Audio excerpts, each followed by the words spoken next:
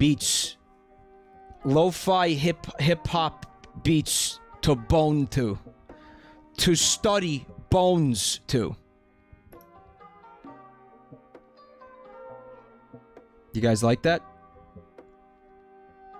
They're royalty-free, too, so you can go extra. Oh! The low end just kicked in. That's some good bonage. Oh, yeah. Oh, yeah. Oh, if you can't chill to this, you can't chill to nothing. Lo-fi bones to study to. What's up, guys? Thank you for coming to this installment of, what the fuck is it called? Oh, yeah, that bootleg show. As in, like, we're talking about bootlegs, but it's an idea that I ripped off from someone else. Shut her down! I'm joined by Fredrik Knudsen again. As you know, Fred, say hi. Hello, everyone. How do I sound? All balanced? We tried to make sure that our voices were balanced this time and that I'm not blowing out like crazy. So it should be good. But you guys know how that is with audio balance stuff. April Kitten, welcome back to the family. Thank you so much for the resub. Do I sound good? Does Fred sound good? Does the music sound good? People are saying we sound good. We sound good? Can we not, I'm still trying to figure out how to add... Yeah, there...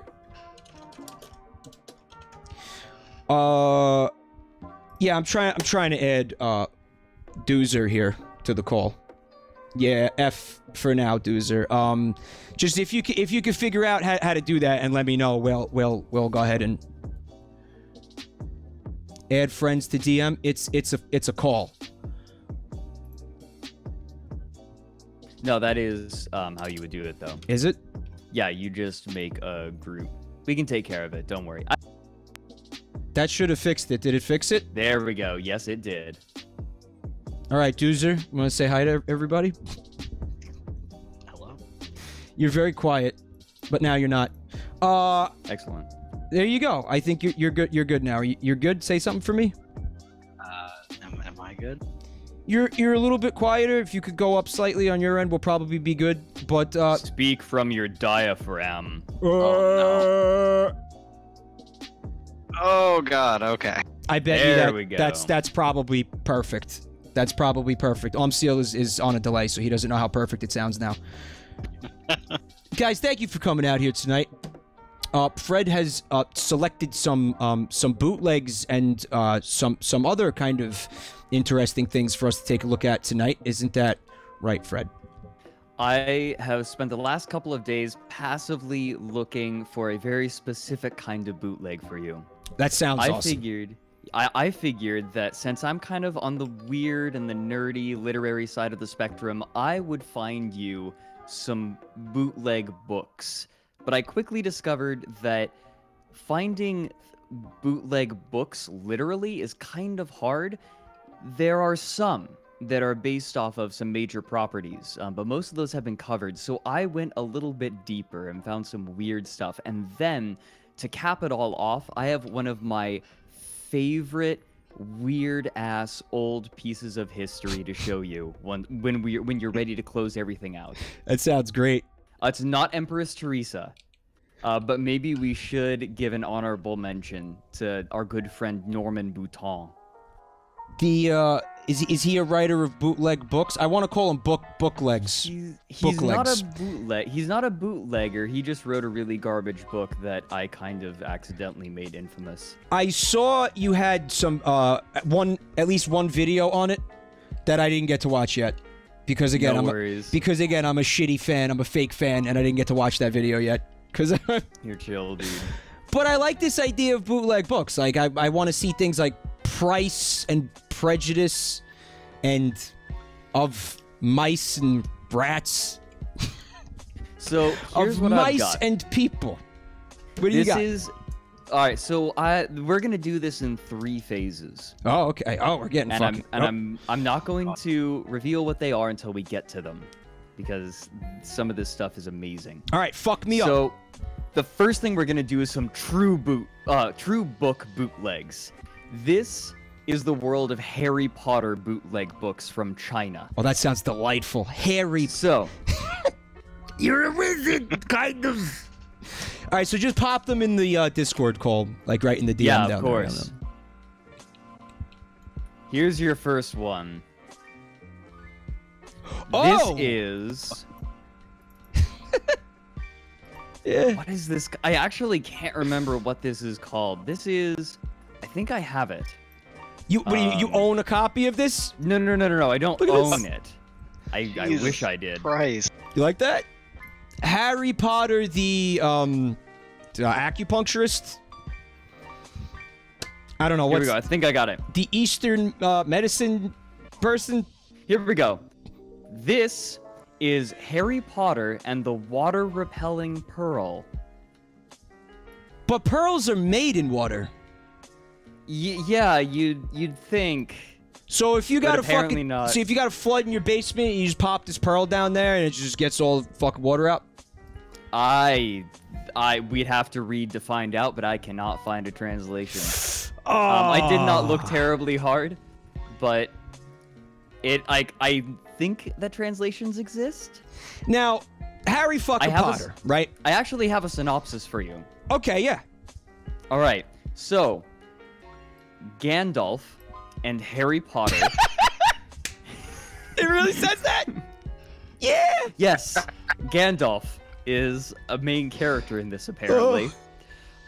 They go to find a sea city in the desert. This is being taken from Mental Floss. They pass through a magical keyhole into a mysterious land where they battle monsters and come out on top. But when he returns from his victory lap, Harry learns that Hermione's been kidnapped by the Dragon King. To rescue her, Harry must break into the Dragon Palace using the magical waterproof pearl. Oh man. So, well. All right, so Harry Potter was translated into like every language, right? These books are massive all over the globe. Everybody is reading these books already. Now they have Harry Potter books in China. I'm going to assume that Harry Potter was translated into all the Chinese languages. There's several, right? So why, and how? I mean, it begs the question to me: Are there like other countries bootlegging Harry Potter books? I mean, I could see why you'd want to bootleg anything related to Harry Potter because it's such a wildly successful franchise. But by that logic, there should be American Harry Potter bootleg books. There should be Russian. Dude, it's gotta be Russian Harry Potter. Harry Potter and the prisoner of Gulag. The fuck, dude? Well, you know, it might have been banned in China because they've got that. You can't have ghosts in China. Oh, so there you go, fucking market gap, because they weren't able to get their hands on the original. Oh, fuck. That would explain it, yeah. But Gandalf, was that a fuck up? Because that feels like too good to be a fuck up. Like that's somebody having a laugh, right, Gandalf? That's all the same fucking shit. Yeah, Gandalf, so whatever. This is a theme with Chinese Harry Potter bootlegs, apparently. Like, they take numerous different intellectual properties and mash them the fuck together. That's so good! Surprisingly, Lord of the Rings is often mashed up with Harry Potter in these, apparently. Oh, that makes me so happy. Well, like, listen, did you find translations for any of them? Because there's got to be some, like, some choice prose. Spoilers. Some choice prose. Oh, I don't want to spoil anything. Oh, yeah. This is my new favorite thing. Oh, Jesus. So, by the way, this is like a smorgasbord. As soon as you're ready for a new one, you let me know. It's a smorgasbord, Harry. So, yeah, smorg me up. All right. Smorg it Number all two. over my tits. Here's number 2. This is Harry Potter and the Porcelain Doll. All right, that. Okay, so the thing on the bottom left is the porcelain doll. I guess. I think that's supposed to be Harry Potter. Is it? Or it's like clip art. When did Harry Potter become like a physics major? I think it's clip art. Yeah. Well, where's his scar? If it's Harry Luigi guy, what's up, Luigi guy? Where's his trademark? I guess fuck it at this point. Like they're not going for authenticity anymore at this point, right? Harry Potter and the ceramic doll. I like how all the things you're worried about, like you're worried about his scar. It's like that can be covered up by his hair. You're not worried about the fact that he like has a pocket protector and like is wearing jeans and fucking sneakers. Maybe magical wands leak magic juice, so you need a pocket protector for them. It looks like it's definitely leaking something white. No, let's not even. Also, what's that posture that he's got going on? What kind of like, I don't know, bend over. What is that? Is that a yoga stretch? That's a yoga pose. I'm pretty sure that's a yoga pose. I'm refraining from making the obvious joke. I mean, yeah, it's hard for me sometimes, but it's like, you got any excerpts from this bad boy? I couldn't find any for this one either. I didn't have a lot of time, so they probably do exist around. So I'm a little bit intrigued by this idea that because of Chinese censorship, they can't. Oh wait, no, this is just a fan fiction. Damn it. Oh well, that might be fun too, but let's not. Yeah, no. But the idea that they've banned mentions of ghosts in China, so you can't talk about ghosts at all. Is that a thing? Ghosts and super disrespectful. Skeletons, It's disrespectful. Yeah. It's disrespectful to like the dead, kind of a thing. Yeah. So I imagine in these books, we got dragons, we got wizards, we got fucking Gandalf, we got fucking a pearl that repels water, which is kind of dumb as fuck. All kinds of crazy creatures, mythological creatures and shit. But a ghost? Oh well, that's too fucking far. What? It's a culture thing. It's, you know, you respect the dead. But you know, it seems weird to us. I can understand it. What about it's a cultural thing. A mischievous sprite? Because all you'd have to do is you'd have to rewrite the fuck. Oh well, no. Because if you have a character that's a dead character, right? Well, the only person you're disrespecting in that, quote unquote, disrespecting in that case is the fictional character. Kind of this is weird, but it's not super like. I don't know. I think that the purpose of fiction is to like examine taboos. That's one of the purposes, but that's just me. Well, let's not forget this is the same country that banned Winnie the Pooh. If you're looking at, have you seen this? Look at the stream. Have you seen this? Do you know about this? No, hold on. I'm looking.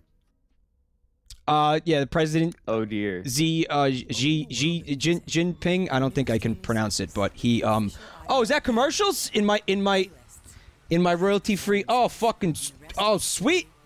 Oh, love that. Thank you for that. Sorry. Can you get like a VOD mute for a commercial? Whatever.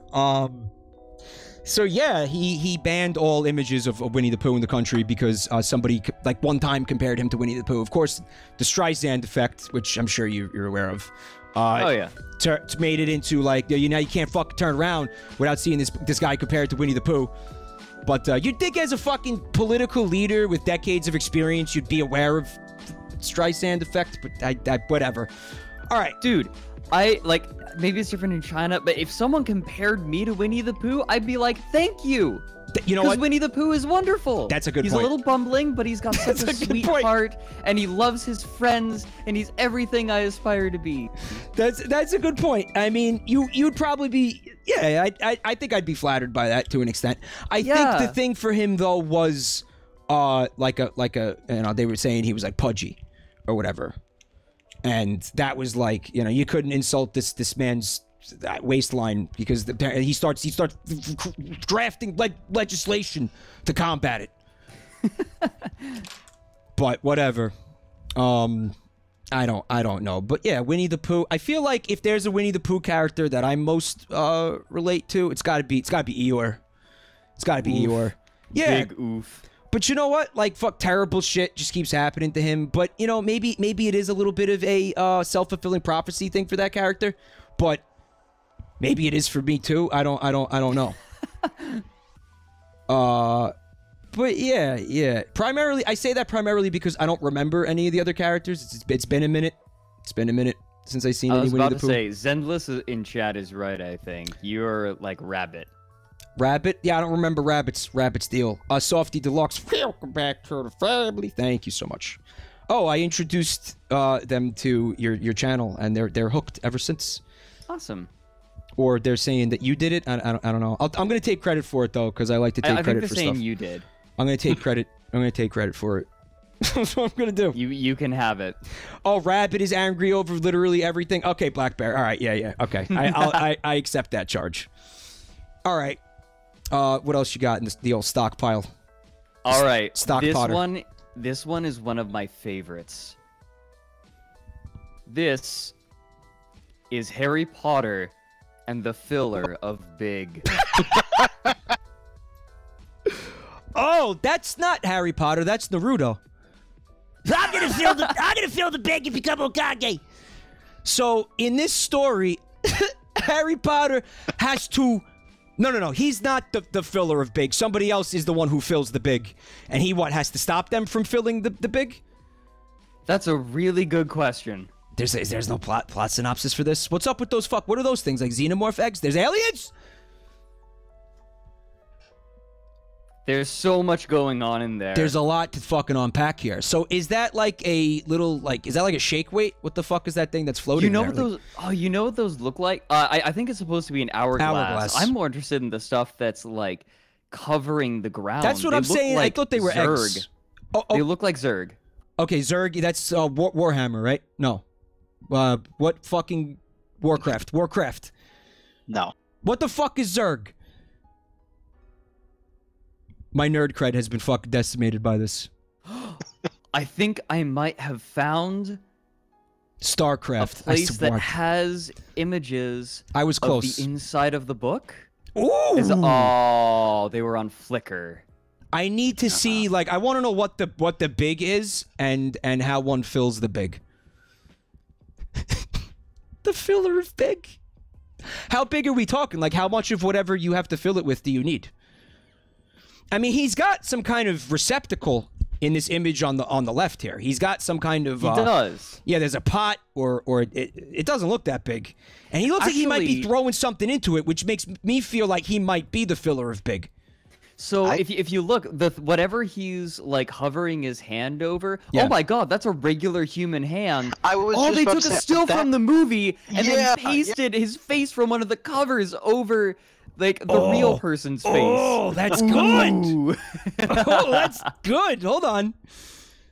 Is this the... Did I get the best res image? You can see some of the real head back there. You can. You can. Also, I'd like to point out that the author is credited. Look at the author credit. It is J.K., and I'm willing to bet whatever's after that is Rowling. I think they credit J.K. Rowling as the author of Harry Potter and the filler of Big. They're saying just kidding. And that says just kidding, not Harry Potter. Oh my god. Amazing to me though that they well think about it. I mean, if you're trying to make an effective bootleg, you'd want to fucking imply at least that the author of the original thing that you're bootlegging was involved with it, right? Oh man, that's some shit. And what's up with that castle back there? So wait, before we move on, like, we really didn't get any info on Killer of Big. Like, this is all we got. Like, that's like there's no more info. I think this is it. Like, plot synopsis. So the Harry Potter and the filler of Big got a lot of attention, like a decade ago. Okay. Oh, this is And it was even covered on Wait, Don't Tell Me, which is an NPR show, which is really funny. Mm-hmm. And they covered it shortly. It was also on Forbes, who thought it was really amusing. Like in 2010, both of them covered it within an 11-day time span. I used to love 2010. I used to love NPR when I was delivering food. Put that shit on. I think Wait, Don't Tell Me. They had another show that I used to listen to all the time, but it was kind of like that one, but I don't think that was the name of it, where they just looked at weird and interesting shit, right? Mm-hmm. That probably was the show. I don't fucking know. Was Ira Glass involved in it? Good question. I'm Ira Glass, and I got some real fucking weird Harry Potter bootlegs for us to take a look at today. That doesn't sound like him, does it? I've been trying to imitate that voice for fucking years, and I can't do it. I like his voice a lot, but it's just very hard to imitate. The filler of Big S. So I noticed that. It's not so gonna, I was not, saying not that gonna those things are that. hourglasses. Yeah. We're just gonna. I don't know. Maybe I'm desensitized Just gonna to move. this point. Just gonna move on. This is important. Like, if that big thing is ass, it's a pot of ass. So here's the thing: those things we were talking about, the hourglass shapes. Yeah. Those are the same things that he is filling. It's just the top half of it. So we actually get a full view of whatever the big is. Yeah. Right. So what the fuck? Like, I need to know. Like, I'm filled with such curiosity when I see some of these things, like the thought process or whatever, or whether or not there was a thought process. But when you're talking about a fucking book, like, you know, when you're looking at bootlegs of clothing and toys and games, whatever, it's fucking rip. But with a book, you gotta write something. You can't half-ass. You can, but you got to put a lot more effort into it than you otherwise would have to. Like, how many pages do you think this fucking thing is? I have no idea. I wish I knew. Yeah. Like, the interest in this died off like a decade ago, so it's hard to find anything left. A lot of the sites, when I was looking stuff up about it, were just dead. 404'd, or the images were gone. That's so disappointing. So there was a period in time where, like, we could have got the juice on this, and the juice has dried up completely. Back when Harry Potter was bigger, yeah. Oh, fuck. When he was filled with big. Well, maybe he'll get big again, because there's a Broadway play now about Harry Potter.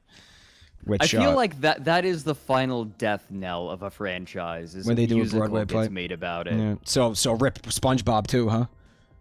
Yeah. I mean, like, think about it. Like, where is SpongeBob relegated now? Like, fucking Reddit memes. That is his legacy. It's true.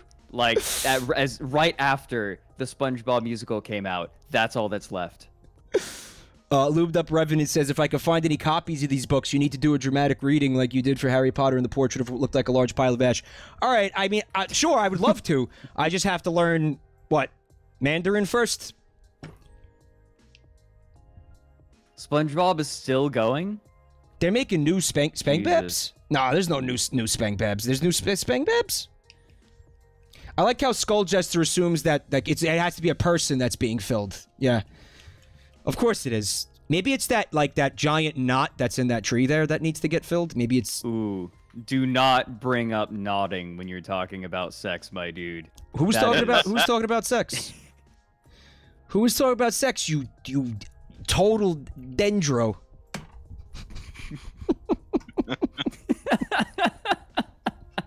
You have entered the den of dendro.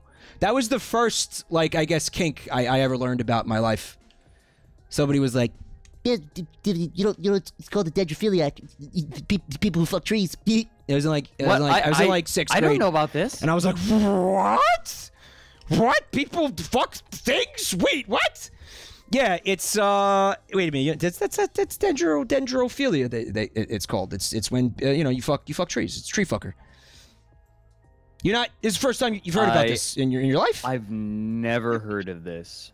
So all this time you've been doing it and didn't know there was a name for it? I had a nice try. Trying to out me. No, this is. He said nice try, but he meant nice tree. He meant nice tree. Stupid. All right, you got some more? Anything else in the pot? The stockpile of Potter? The stockpile. Fuck. Here you go. I believe that this is an alternate cover for the filler of Big. Yes. Oh. Okay, so this leads me to believe that the Big. Wait. Hold on, I can't capture this image. Apparently, hang out. It's a GIF. Oh, it's a GIF. Okay, I can't do GIFs, but we need to look at this. Fuck. Yeah, I can't do GIFs. Beans. Wait. Here, give me his. Hold on. Can you can you finagle that, Doozer? Yeah, see if I can. Let's. In the meantime, while he finagles it, I have one last Harry Potter book bootleg for you. Limit of X is saying, please do not fill Big the cat. Froggy! I was thinking about. I need to be filled, Froggy. I'm empty. Get it? Oh no! Get inside me, Froggy. No, now we're getting into vor. Oh, I didn't. Oh, yeah, we kind of are. By the way, Mega 5K, thank you for the bite. Black Bear says there might be dendrophiliacs, and Black Bear likes to rip into me for king shaming. But did I say anything bad about dendrophiliacs? I mean, I think of it, and all I can think of is like, what if there are bugs in the hole? Oh, like invasive species, like Asian tiger beetles that burrow through trees and dicks. Yeah. That'd be a bad time. Oh man, we should really choose a new topic because I don't even want to think about this. All right, then don't. Then don't. Ooh. Looks like we got a decent amount of people here tonight. Let's not scare them off. A decent amount, but not decent people. Nobody here is interested in any of this is decent. Some of them are. Some of them are. Did you say? Oh, is that? Oh, you pulled it. You pulled it off. Thank you. Down the rabbit hole. Jabroni Mike's fetishes. Yeah.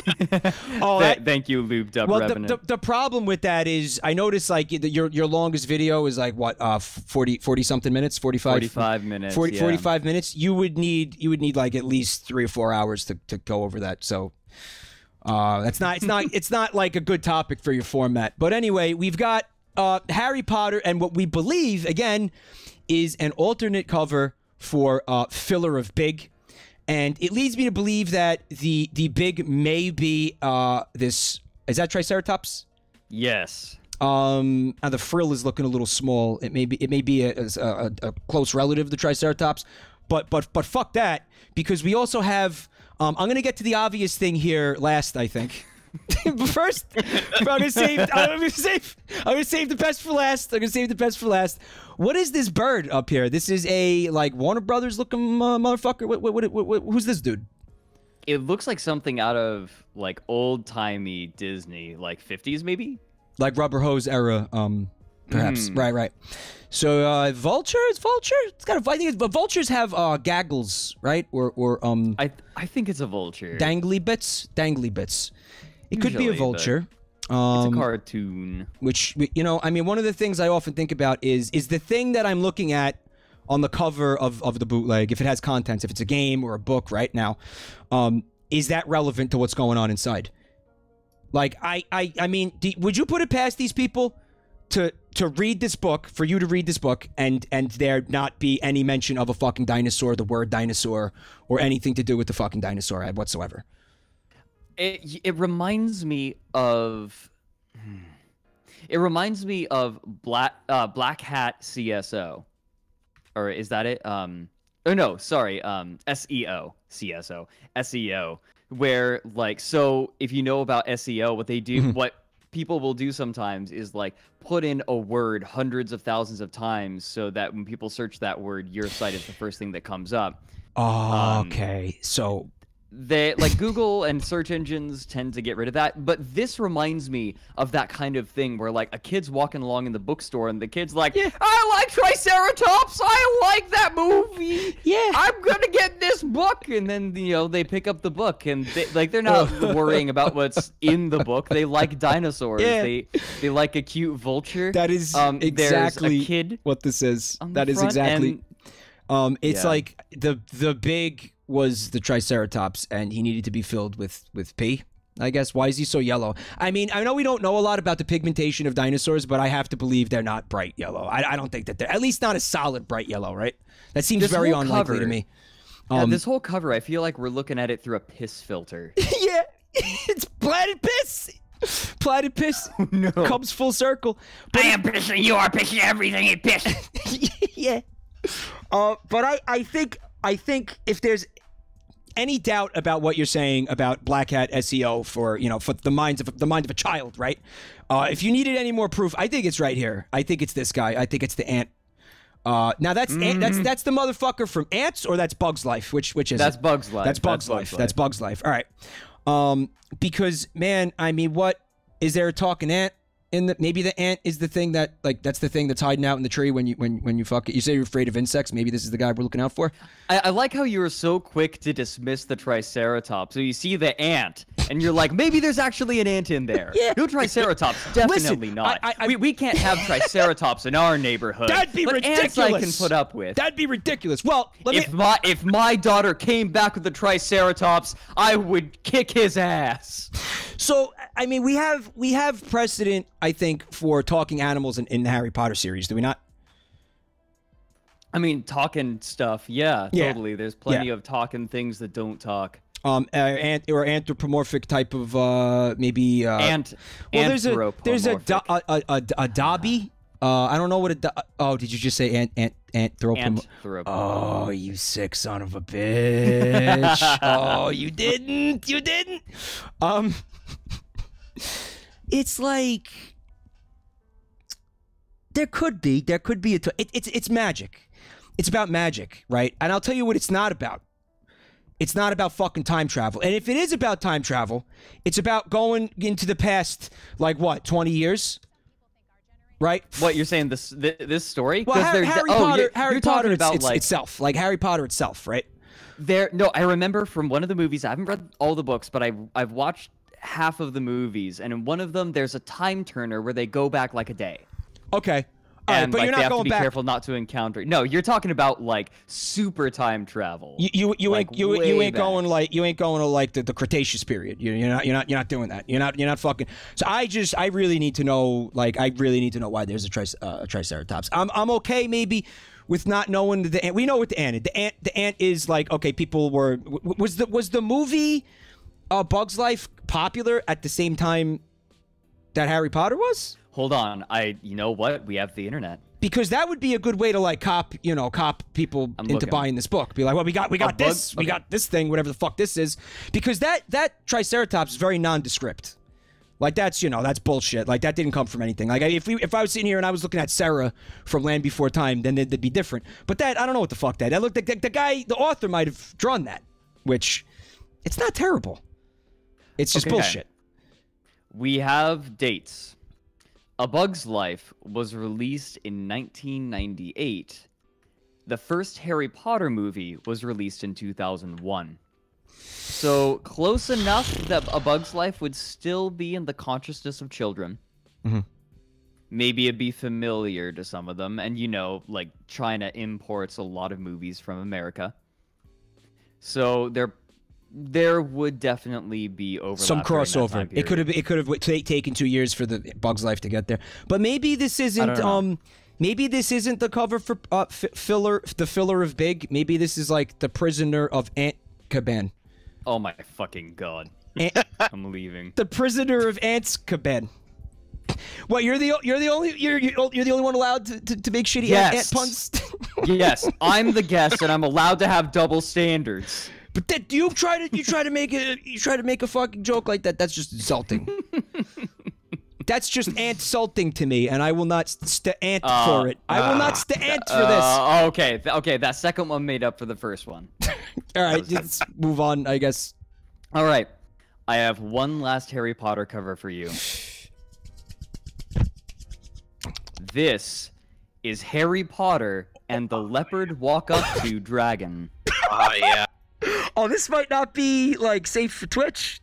What's that? What do you got? Oh, I think we're fine. That's. Are you sure?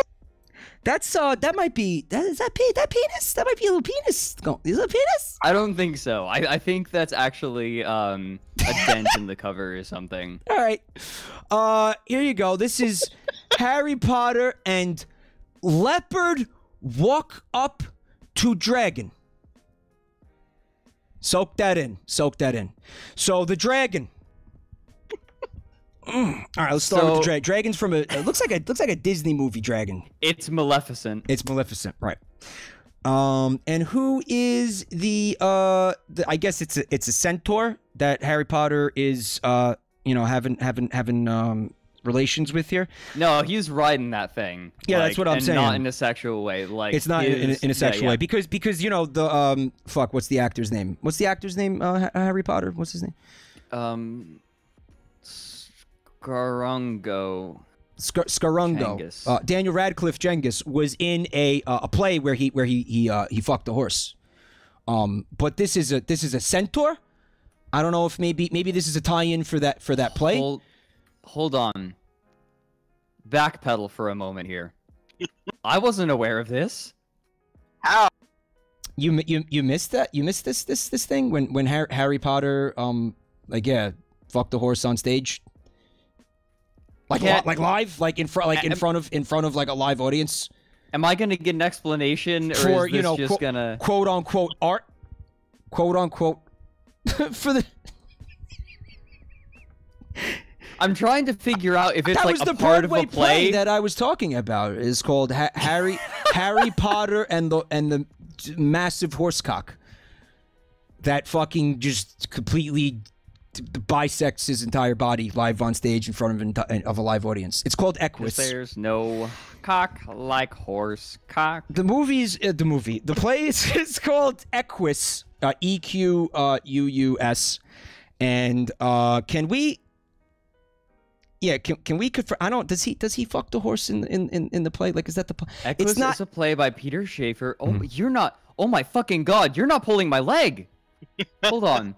Treat a young man who has pathological religious fascination with horses. Yeah. Oh.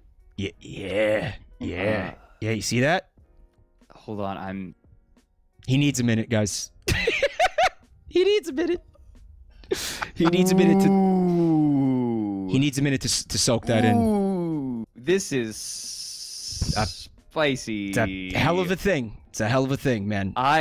It's a hell of a thing, which coincidentally is what Harry Potter said as the horsecock slipped inside. No, see, you kept going on. You just kept like adding details. I'm like, there's no way he's fucking with me. All right, well, so You're not kidding. So the next time I say something like that, give me the benefit of the doubt, because I'm not a liar. Right? You're like Schrodinger's bestiality. What? Schrodanger, more like. Well, we've got so where's the centaur from? Who the fuck is this centaur? He's really the centaur of attention right now. I feel like we got to get to him. Ooh, that was good. What I'm perplexed by, so there are centaurs in the Harry Potter universe, sure. What I'm wondering is, why is his head white? Did they? I want to say that they didn't head swap though, because the art style of the head matches the art style of the rest of the. And how hard would it be to color that in? Like, I would take another 30 seconds of effort with the bucket tool in fucking MS Paint. I'm looking. Oh my god. He's a ghost centaur. This is look at the left page. Look at the left side cover. Yeah. You can see this was collage, and you can see where they cut out the paper to make this collage. Do you see it? No, where? In the center, on the background, in one of the center spires, or like the windows. It's kind of fuzzy. It's hard to tell.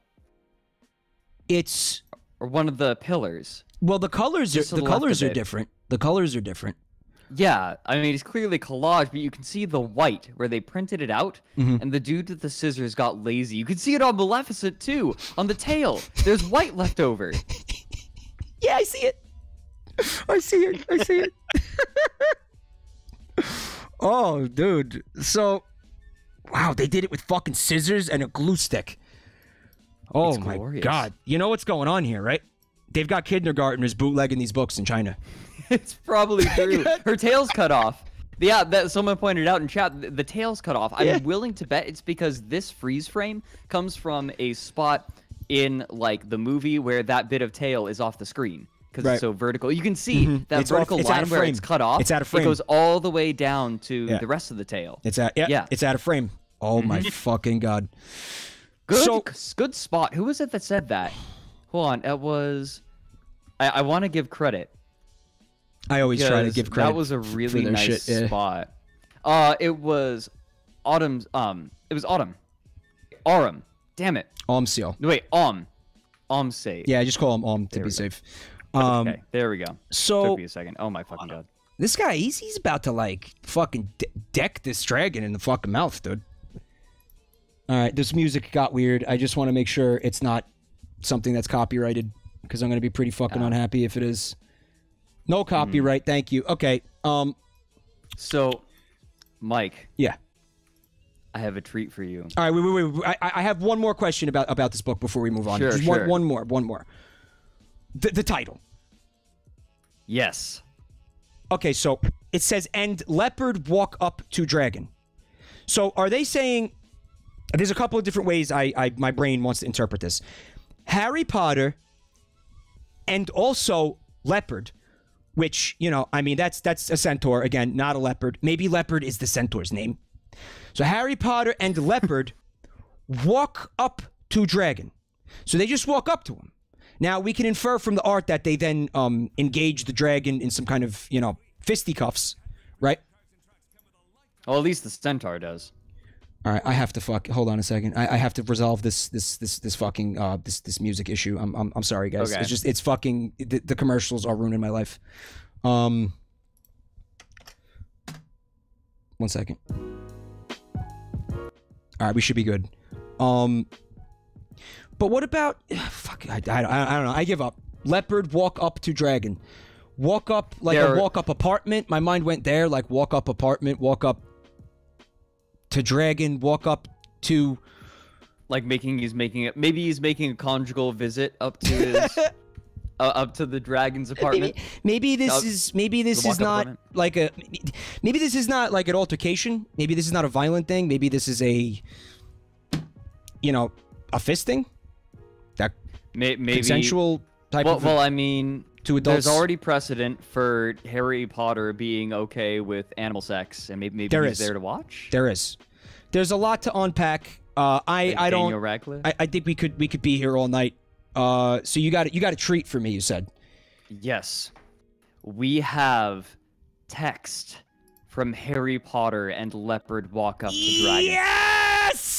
Yes. There you go. Oh my God! Hit me with that sweet I juicy. just linked it to you. Do you want me to read it? Someone's got to read it. Someone's got to read it out. Someone's got to read it out loud. All right. Why don't? All right. You know what? Take turns. We have an excerpt from chapter 1, an excerpt from chapter 2, and then an excerpt from chapter 20. Why don't you go ahead and read it? Now there's a lot here. We can't read all of this. I'm gonna scroll through. I'm gonna scroll. What?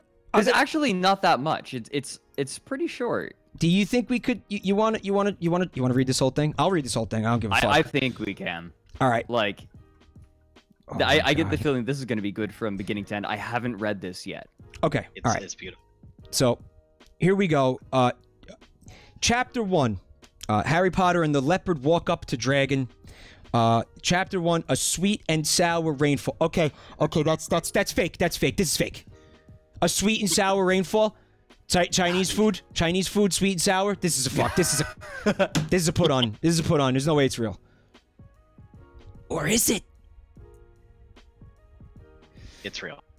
It's real. Harry. I can confirm it's real. Really? Yeah. All right. We have verification. Harry did not know how long this bath would take. Let's do a stupid voice. Harry did not know how long this bath would take when he would finally scrub off that oily, sticky layer of cake icing. For someone who had grown into a cultured, polite young man, a layer of sticky filth really made him feel sick. He lay in the high-quality porcelain tub, ceaselessly wiping his face. In his thoughts, there was nothing but Dudley's fat face, fat as his Aunt Petunia's fat rear end. This is not real. What would you say? She was Winnie the Pooh shaped? Perhaps. But Dudley's fat face reminded him of Xi Jinping's Winnie the Pooh-esque physique. And somebody got, like, black-bagged and thrown into some kind of prison over this book. And now we're banned from China. Harry, I was probably already. From the minute I put that image on the screen of him and Winnie the Pooh. Harry was a fifth-year student at Hogwarts, which is spelled with a Z.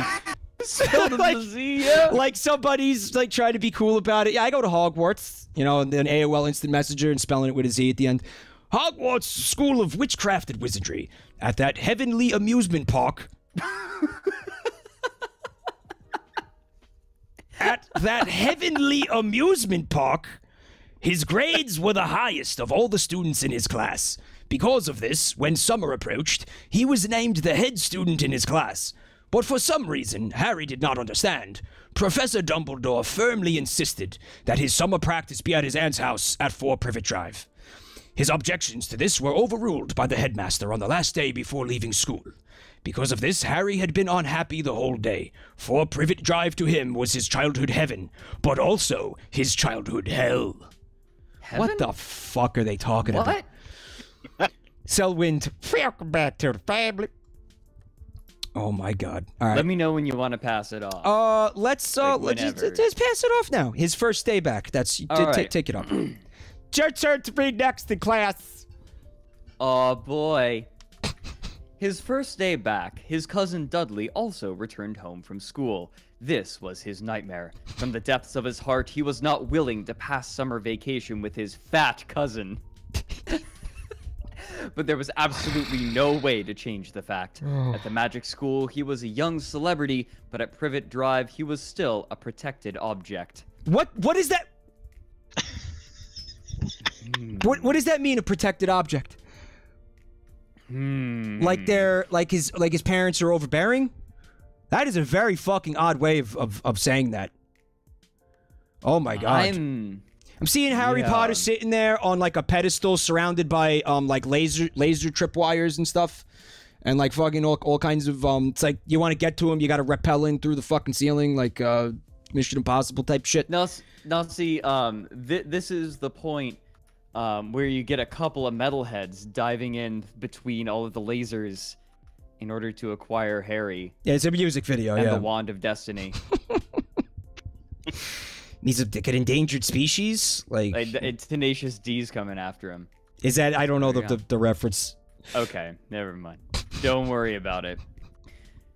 During dinner, as always, Dudley had let loose his spoiled personality, and not only yelled abuse at his fool of a father, but also threw a plate of cake at Harry's face just because Harry said something to him that a polite child should not say. All right, one second. I'm sorry. It's just real quick. You could see the character, you know, having like some animosity about his parents, right? Like, oh, my dad's such a, you know, dumb head or whatever. He's a fool, even maybe. But that's the narrator. Yeah, that's the narrator. I feel like we're learning something about this bootlegging author right now. He's got some daddy issues. Let's see if we can learn more about this man. Lying alone in the large tub with the piping hot water flowing over him and his soul calmed, he decided his evening's activity would be to take as long a bath as he wanted. Though usually unwilling to accept anything from the Dursleys, still he had decided to use the adults' bathroom. It was very rare for anyone to enter the crude old man's bathroom. Even his wife and child were not usually allowed in, so the chance of Harry's being disturbed or upset was not very big. Not filled very big. Yeah, someone in chat had a good point. Harry's parents are dead. So what the fuck? I mean, maybe that's for the best, because apparently if the fucking father was alive, he'd be like throwing plates of cake at his fucking kid's face. Probably not great. No, that was Dudley. It's not great parenting. Oh, I'm sorry. That was Dudley that threw it. Dudley did. Okay, I'm confused. All right. Still. All right, would you like to take over? Finish the chapter. Go ahead. All right, sure. Or like up to this part needs work. Yeah. All right, sure. Apparently, his uncle let him do this because he was a little embarrassed, Harry thought as he soaked in the tub, repeatedly thinking of how his cousin Dudley had squandered his advantages with his repulsive actions. Harry had very carefully planned this bath, because before he had gotten up in the middle of the night and run around and been caught by his aunt. He could not bear thinking back to the terror of that night and hoped not to experience it again. The invisibility cloak he naturally could not do without for the purpose of security. Harry also wanted to bring Introduction to Transformations, so if Dudley blundered into the room, he could change into a huge monster and scare Dudley half to death. Brutal. After thinking for a while, he felt pity for the obese, pathetic world. What the fuck? Ooh, boy. Oh, it's like some fucking like fat hate going on here. After thinking for a while, he felt pity for the obese, pathetic worm, and decided to bring his Marauder's map instead. The Marauder's map was scarcely less important than the invisibility cloak. It was the most important tool for Harry to use when he was breaking the school's rules. The map would show any place Harry thought of, including all the complicated twisting corridors and secret passages from the wars of several decades ago. Wars? I Wizarding guess War? the magic Is that the wars wizard? Okay. of does that I don't know if that's canonical. But I think it is.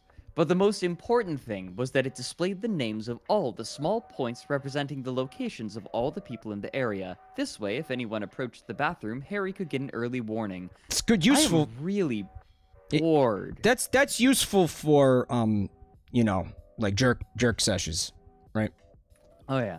I don't know. You know, I don't want to midnight be jerk looking session. at the map. Well, all right, maybe. We can... Well, I mean, you know, well, why is he getting up in the middle of the night and running around? Why is that like his idea of fun? Like, why is this? Why does he need to do this? I'm really fucking confused. Yeah, someone in chat said that. Well, this is apparently, according to Zen Lazerbia, pretty faithful to JK's like prose style, writing style, because she apparently writes fat people like this. Oh my god. All right. This part needs work, right? All right. I think I'm trying to figure out why they say this part needs work. Maybe the translation? Yeah, they're trying to translate as best they can. This is like Okay. a exchange student, I think, that did this. Okay. Let's read it. He thought back to that Thursday, the most important day in Harry's life, the most unforgettable day in Harry's life. In the middle of the night, Harry secretly got out of bed, donned his invisibility cloak, and like a puff of steam tiptoed down the stairs, and then went to the school hunting grounds, like the night when the keykeeper Hagrid secretly took him to see the fire-breathing dragon waiting to... question marks. Because he doesn't know what he doesn't know what the word is, I guess. Maybe. Yeah. Hi, Wormtail. How you doing? Harry first called to the guy opposite. Peter was his parents' classmate at Hogwarts School of Magic, and afterwards became Voldemort's henchman. His good sense at the critical moment helped him pull life out of death. What? So now the aged Peter had become Harry's devoted follower. Peter smiled and bowed towards his idol, Harry. In the Muggle world, Harry still was only a normal young man, but in magic circles, he was a spectacular person. Because of his fame, there were bad or jealous magicians and beasts who wanted to smash Harry. Yeah, who doesn't want to smash Harry? Buck. Ron faced the portrait of Da Vinci's old man and said the spell.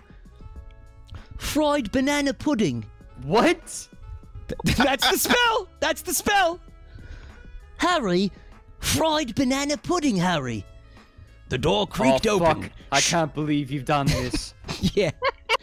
The door creaked open, showing a long crack where the moonlight shone through the darkness.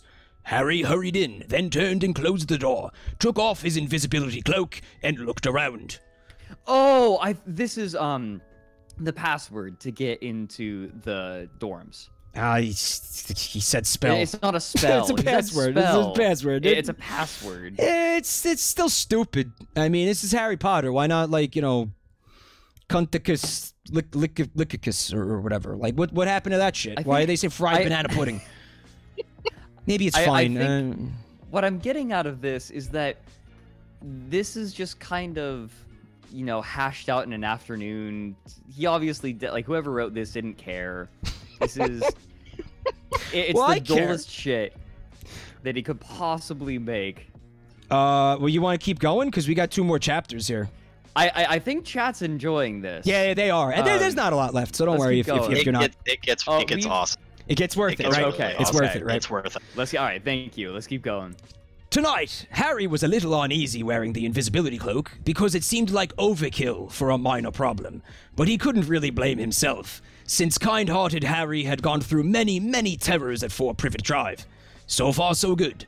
The moonlight-drenched passage was empty, completely still. At several key times, like when Dudley suddenly attacked him, he pulled out the Marauder's map. Skip to end of chapter. You want to pick it up? Yeah, sure. All right. Oh, it's no use, Hermione said, closing the book with a bang.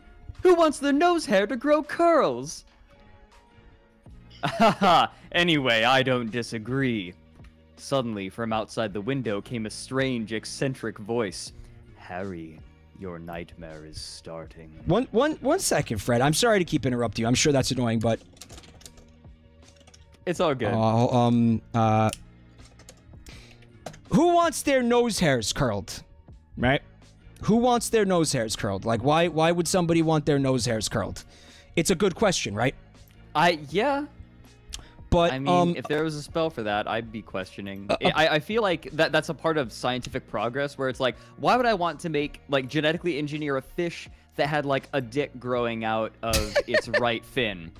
And it's like, well, you probably wouldn't, but we've accidentally figured it out, so we're going to store away this information in case it's useful someday. Yeah. Maybe it's the same way with spells. It's like, we accidentally figured out how to make curled nose hairs. It's not useful for anything, but we figured it out, and maybe it'll be useful later. Because, yeah, it's a lot of trial and error. Sometimes there's going to be dumb shit that's not useful yet, right? I think, so, I can't remember who said it, but I really like this. Science is the process of asking impertinent questions and getting pertinent answers. Right. And maybe some facet of being able to make a penis grow out of a fish's right fin could actually hold a piece of something else really important. Oh man. I'm imagining this creature, and it's disturbing. There have been stranger things. It's like the mouse with the ear on his back, except it's a fish with a dick fin. A little bit. Well, it's like Finding Nemo, except instead of a like small fin, he's got a dick fin. Well, it's a handicap, you know. I was born with it. Finding Chemo. The reason I interrupted you though is because there was recently last year a craze on Instagram where people were getting nose hair extensions. You know, for beauty. I want you to look at my stream. Remember that? Wasn't that like a joke? I don't know if it was a joke, but you know, look at the hold on. Yeah. No, I remember this. This was a gag. It was a gag. It was a gag. But I don't know, I feel like some of these chicks might appreciate the spell, find it useful. You're looking at it, right? You have to. Yeah, you have. Oh to, yeah, yes. You have to look at it. Yeah, that's required. No, this was a collective joke that Tumblr pulled. Bio333 says it's a gag because I'm gagging right now. Yeah, me too. Oh, me too. Yeah. Get some mascara on that. Oof. Black Bear's pissed at me. Oh my god, you guys, the bootleggers thought of this before anyone else did. What? Oh, the nose hair? Yeah. They predicted the Tumblr nose hair gag. I'm sorry. So where were you? I know where I was. Okay. I had an eccentric voice had just come from outside the window saying, "Harry, your nightmare is starting." In the still night, in the wavering light of the candles in the uncomfortable storeroom, this would naturally frighten anyone. At this time came a strange laugh. Even if it wasn't a monster, Harry and his friends were still chilled to the bone. "Who are you?" Harry asked, after a few minutes it took to summon up his courage. "Who am I?" Place your bets. Why don't... Voldemort. I'm saying Voldemort. Voldemort. "Who am I? Why don't you come out and look? Then you will know." That strange, cruel, and malicious laugh changed into an owl's hoot. Outside the white window... Sorry, just providing some atmosphere. Outside the white window, the shadow of a giant tail waved back and forth, like a dead 1,000-year-old tree blowing wildly in the wind. That's a cool metaphor. I actually like that. I wonder if somebody's trying to bone that tree. Why? Theming. Is it Dobby? Shastafield thinks it's Dobby. It's Dobby. Hermione's wavering voice You want me to asked. do her? Can I do Harry? Hermione? Let me do Hermione. Sure, please. Harry, what should we do? Get in the robot, Harry. Harry Coon. Or Dobby will have to pilot the robot again. If you don't do it, we'll make Dobby do it. Harry thought deeply for a moment, grabbed his glasses, and confidently said, "Don't be afraid. Let's go out and see. Earlier wasn't Voldemort fierce, but in the end we always overcame him." "Dawn!" Ron cried out quietly. "Isn't little Peter standing guard outside the door? I hope he hasn't run into any danger." "Don't worry, Peter is an old charlatan. He can take care of himself." Old charlatan? What? What the fuck does that mean? I don't know. What does that mean?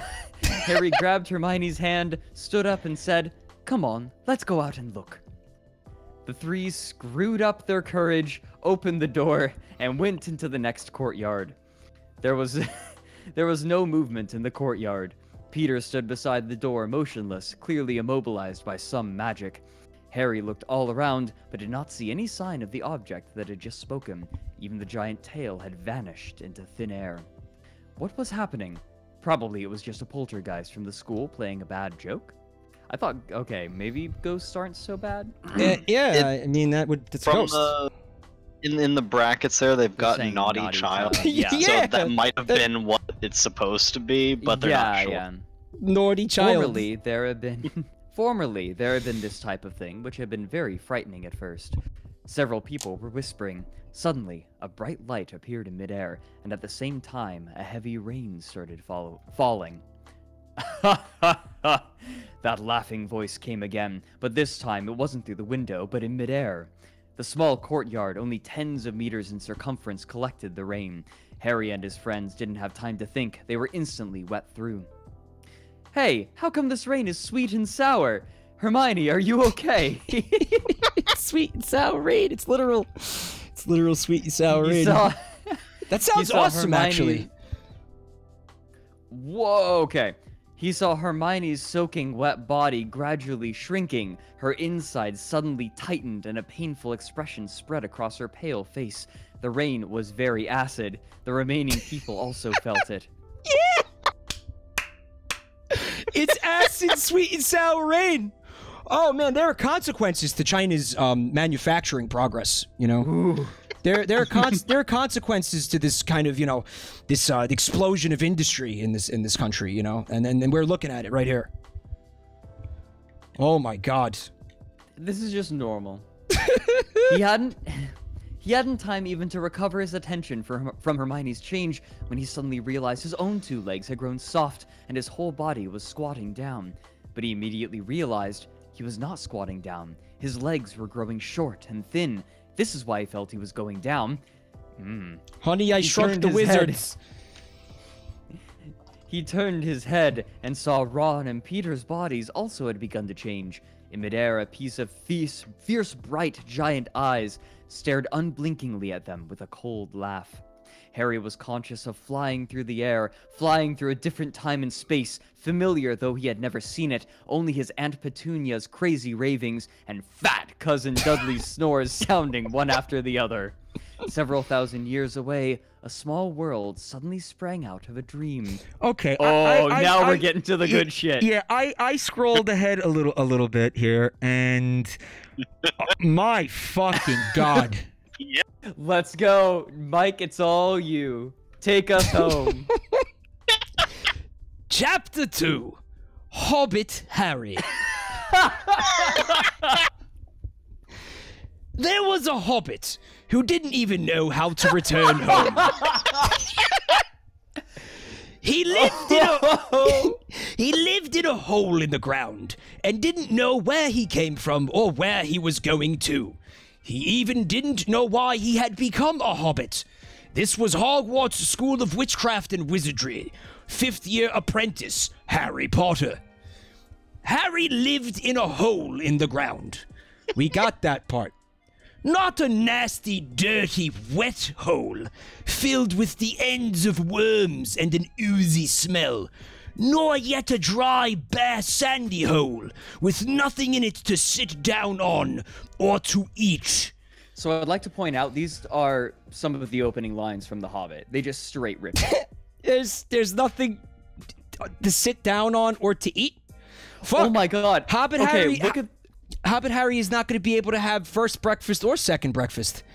Look at the brackets. From here almost to the end of the book, it is virtually identical to The Hobbit, not just in plot, but in words too. Most of the chapter names are the same, but some have been changed. For instance, chapter 6 in the book, Out of the Frying Pan into the Fire, is inexplicably changed to Flying Broom 2000. Yes! A quick scan did not turn up any reference to a broom in the chapter. Oh, fuck. I'm so happy right now. So they just wrote one chapter and then copy-pasted The Hobbit. Apparently, the way to make The Hobbit... The way to make The Hobbit is to drizzle sweet and sour sauce onto Harry Potter. The fucking balls on these people! Holy shit! Oh, that's real, huh? J.K. Rowling, how could you do this? Wow, I mean, I knew she didn't have, a lot of integrity as an author, but man, this is a new low. This is a new fucking low. I bet you can see Harry's hairy feet from all the way down there. Holy shit. Ooh. Oh, fuck me. Wow. So did they at least like change fucking like Frodo's name to Harry? Like, did they do that in the copy paste job? How much are you willing to put on it? Because I'm saying no. Not even that. Well, they went to the effort to change the names of the chapters, right? They changed one of the chapter names. I love the person who put this together. Fucking went to the length to say, yeah, a quick scan did not turn up any reference to a broom in the chapter, because that's the kind of shit I want to know about, right? But it's like, to go to the effort to change the name of one chapter and none of the others? Yeah, that's so odd.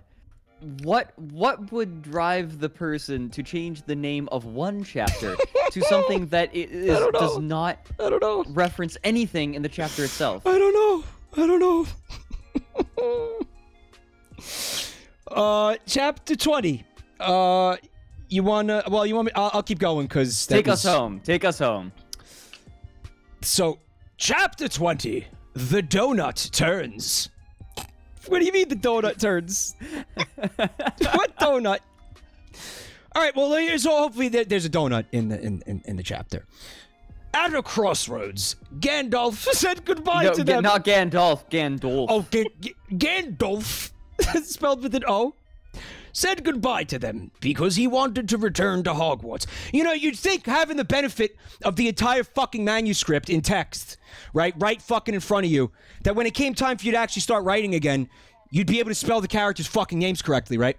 I know, right? Well, I mean, that's assuming they did anything other than Control-A, Control-C, Control-V. Ganondorf. And then go to Chapter 6 and write in Flying Broom 2000.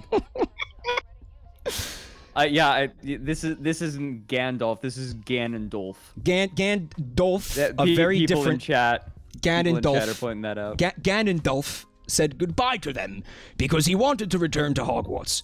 Just before leaving, he told Harry he should return to his uncle's house at number 4, since he had disappeared for a month, and who knew what trouble those moron muggles would get into. Wow. Wow, a lot of animosity towards muggles and people struggling with their weight.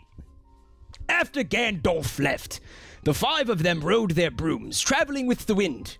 Why do you need brooms when you got those bitchin' giant eagles, man? I'd like to point out that, like, Harry Potter, no, oh my fucking god, damn it, it's doing it to me too. The Hobbit, when the Hobbit depicts hobbits, and like the Lord of the Rings series depicts hobbits, it tends to be pretty favorably. It's like they're simple folk. They like their tea. They live very comfortably. Maybe they're a little bit xenophobic, but like not in an aggressive way. They're like, we like our life. We like our tea. We eat a lot. We're like, they're a little bit tubby, but they're very. J.R.R. Tolkien speaks of them very fondly. Yeah. And like, so you have that. They tend to be tubby. You have that juxtaposed with fat, obese, disgusting, oily Dudley. Fools, morons. fucking Christ. Worms! What was it? Pathetic worm? Fuck, obese worm? Pathetic worm, yes. Obese, pathetic worm. obese, pathetic worm. How is one a worm yet obese? A worm is a thin thing. As Gandalf left, the 5 of them rode their brooms, traveling with the wind. Trees and cars along the roads below receded. Only when they encountered the occasional passenger jet, the pilot and passengers would cry out, "Hey, flying people!" Or, "Hey, aliens!" Hey, Fred, Doozer, you ever see, the fucking Twilight Zone movie with John Lithgow in the fucking plane in the fucking... Imagine you look out on the wing... John Lithgow looks out on the wing of the plane, and instead of that fucked up demon thing, there's just Harry sitting there like Harry feet... Harry Hobbit... Riding his flying broom 2000. I think I'd be more scared of that at this point. Not far from the small town, they found an isolated place to land and walked back according to the school rules. Bless me, what's going on? Harry had hardly walked into his Uncle Vernon's house when he cried out. In front of Uncle Vernon's front door was a great commotion, and people of all sorts, police and kind-hearted neighbors. On the grass in front of the door, police cars were parked with their sirens still going off. In the distance, he saw that fat pig Dudley. He hadn't seen the jerk for more than a month, but there he was, certainly several pounds heavier, happily rubbing his stomach.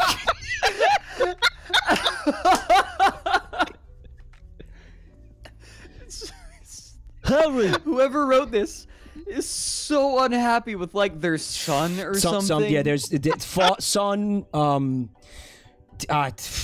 muggles. Harry is over here. Dudley called. Uncle Vernon and Aunt Petunia turned their heads and looked at Harry. So angry, they were not even able to think of punishment for an instant. You juvenile delinquent, where the hell did you run off to? We thought you were gone without a trace. Look, all the police are all here, you disobedient child. Fat Pig Dudley ran over, pointing at his nose and saying loudly, Harry, why did you go away? Harry ignored them all, and along with Ron, Malfoy, Hermione, and Peter, with head high and chest thrown out, walked into the house. The owl hooted a greeting and flew over, stopping on the porch. A pair of owlish eyes stared fixedly at all the Dursleys, and they all nervously shut their mouths. Beautiful. And that's the end of the book? Yeah. Why is Draco there, Skulljess? I don't know, I guess Draco was a fucking elf. And also Draco was there. And also Draco was there. Wow. Oh, I just fucked up. I closed our music. Whatever. Oops. Da da da da da da da da. Oh, that's good. Royalty free. Let's do classical. Yeah, that's fun. All right. There you go. So, I'm so glad what? that I found this. I'm very. That is Harry Potter and the Leopard walk up to dragon. Oh, no mention of a dragon or a. Oh no, there's a dragon. Leopard. There's a dragon in the Hobbit, right?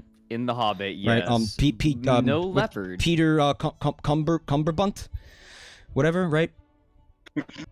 Yeah. All right, and where's the centaur? Where's the centaur? Is there a centaur in the Hobbit? Is there a centaur in the Hobbit? No, I don't think so. Don't think no. so. Leopard? Do we have a leopard? Do we have a leopard in the Hobbit? Oh, that's a hell of a thing, man. Smaug! Oh, that Smaug bastard. All right, so what else you got? You got anything else on the shit menu tonight? Okay. That was just an appetizer, right? Oh yeah. So I don't know how long you want this to go, but I want to save at least like 20 minutes or 30 minutes for the last thing that I want to do. So like we can do this second part. I have plenty to go off of with this second part until you're ready to close out for like the last 30 minutes or something.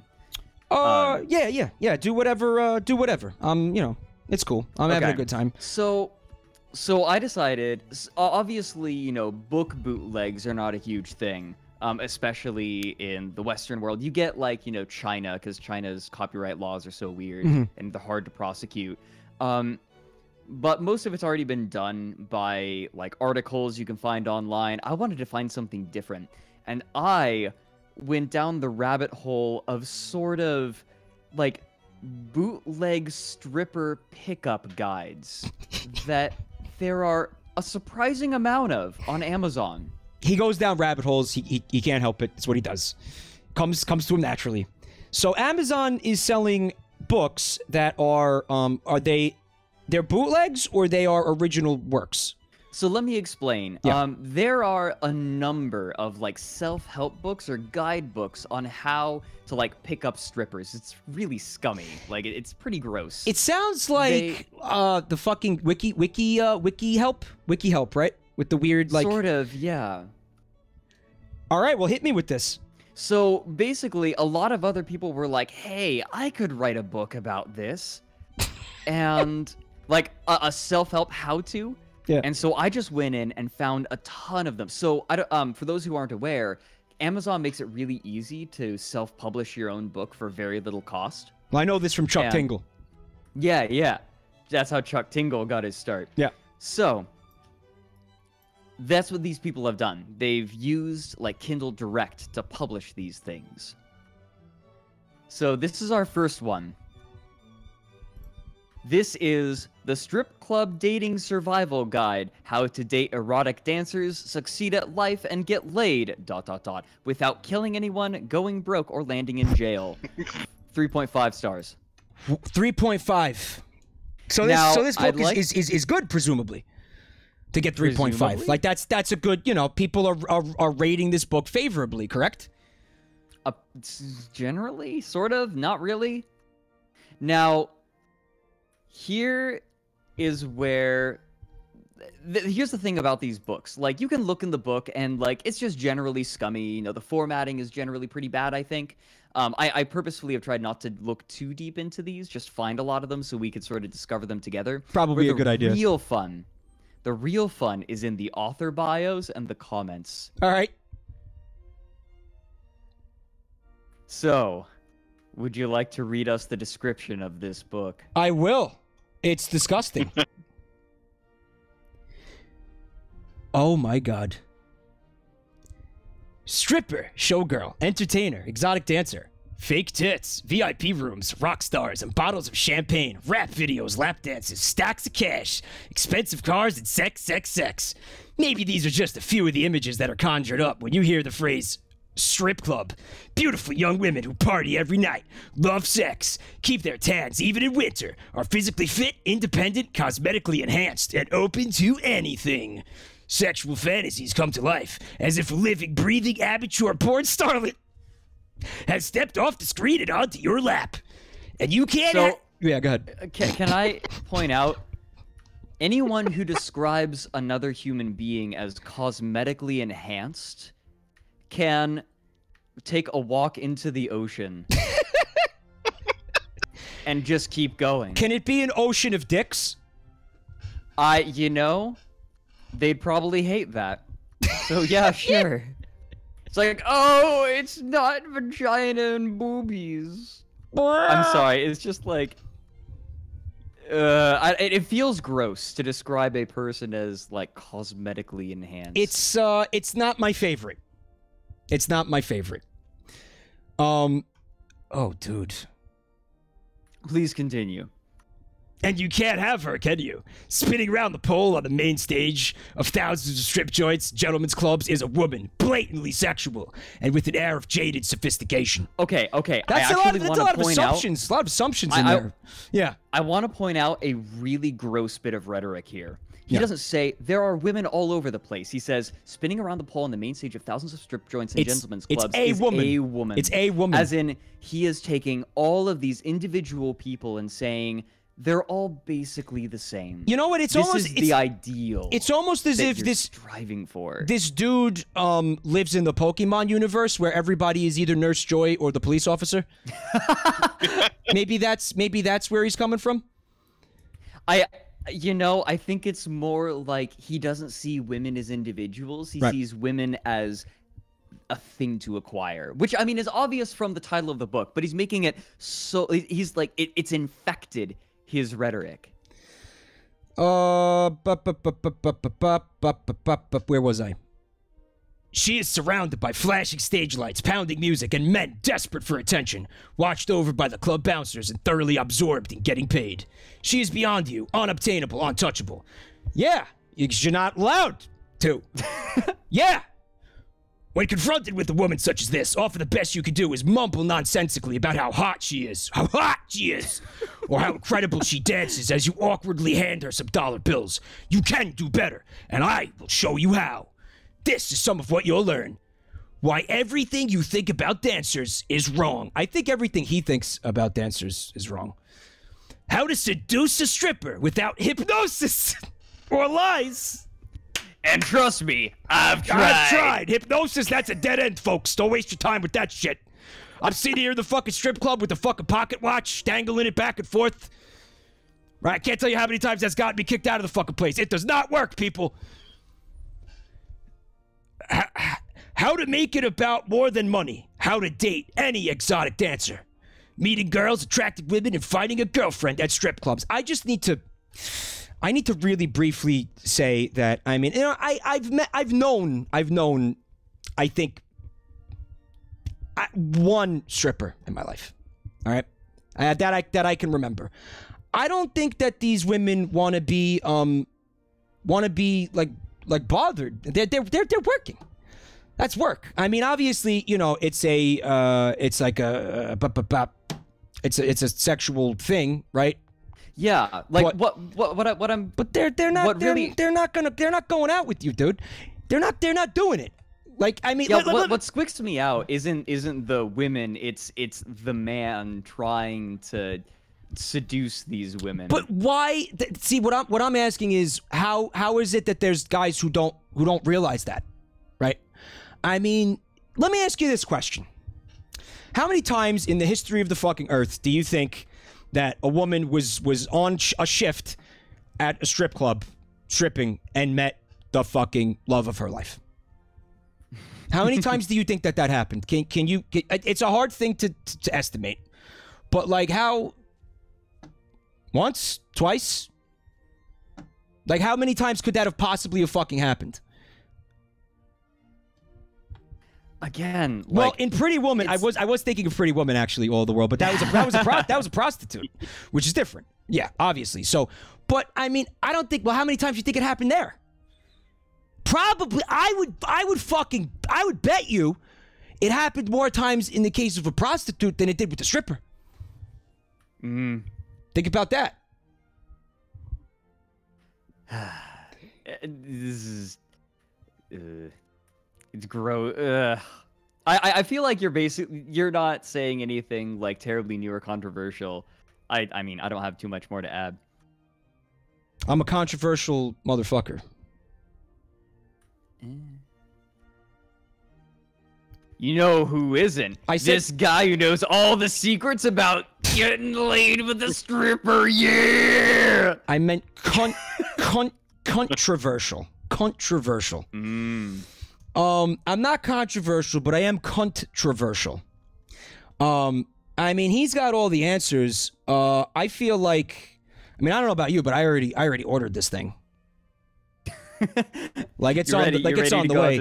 I got fucking express delivery. Like it's already here. Jesus Christ. But yeah, again, like not a problem with the people, you know, doing the work. The gross people are these kinds of people. What I think is more amusing, like I feel like all the descriptions are basically just going to be this over and over and over again. I want to go to his bio personally. Like who's saying I'm gonna go to a strip club tonight to get laid? Who the fuck is saying that? That's like you're shooting yourself in the fucking foot before you even fucking get out the door. That's an idea that's destined to fail. If you have any ounce of common sense, you know this. You got the bio? Where's the bio? It's down lower on the page. All right, hold on. You're getting all robot-y. I gotta go scroll past. All right, I'm not gonna read his name. It's on the screen already. The Strip Club Dating Survival Guide is the work of Jason Keeler. This is how he describes himself. Oh my god. Stripper Wrangler. Oh. Adult webmaster. Strip club operator. And writer of rockmode.com, the adult industry blog site. I have worked in live adult entertainment for nearly 15 years, almost exclusively dating women working in and around strip clubs for 2 decades. Ooh, this adds another layer of scumminess. Because think about it. How many of the women he's dated do you think were people working for him? Oh. I'm not saying that he did, but I'm saying now. He did. Maybe? Yeah, hold on. Yeah. Hold on, yeah, Ghoulfang, man. That's in the bio, too. And one time, I saw a boob. A boob. One boob. One time, I saw one whole boob. Not half a boob, but one entire boob. What can I say except yikes? I live with my son and occasionally with my partner and arch nemesis, an award-winning exotic dancer and national touring feature entertainer. You gotta love it when a dude will describe his life partner as their arch nemesis. Oh my fucking god! You know what that? The next sentence. You know what that is? That's Rodney Dangerfield level. I mean, take my wife, really, take her. She's my arch nemesis. Take her, please. Right, I think that's a joke. She may or may not allegedly be my son's mother, but if the maternity test comes back negative, well, let's just say she's gonna owe some damn rent money around this joint. I think that's his attempted humor. That's a joke. I think that's his attempted humor. It's like pat on the head. Oh, you tried. but this man is he's a aficionado of culture. He has a deep and abiding love for American history, science fiction, naked ladies, and Disney movies. And in parentheses, don't tell anyone about that last part, though. Thanks. How much do you want to bet that his deep, abiding love for science fiction is Star Wars? Well, he says it's Star Trek in the next sentence. But, okay. I mean, what do you think this guy's favorite Disney movie is? Like, what Disney movie comes closest to his lifestyle? Treasure Planet? I don't fucking know. Did Aladdin have a harem? Oh god, someone just mentioned Aladdin. Definitely. Hunchback of Notre Dame. Ow! Finding Nemo. He's Gaston. Okay. Yeah. Yeah. Oh, because the Hunchback has a pole dance scene, right? It's one of the songs, right? Where that's pole dance. He's swinging around on like a flagpole or something. Oh, fucking Christ! I think we may have bit off a bit more than we could chew. Someone in chat said that it's fucking blah blah blah. Snow White because the chick gets roofied. Oof. Oof. Big oof. All right, so he I love Star Trek. A bunch of learned everything I know about everything from watching Star Wars as a kid. I was joking. You did. I didn't see that. I didn't see that. But there you go. Did I? And actively worry that George R.R. Martin might die before completing Game of Thrones. I'm not going to read any more of this because I now relate to him in at least one way.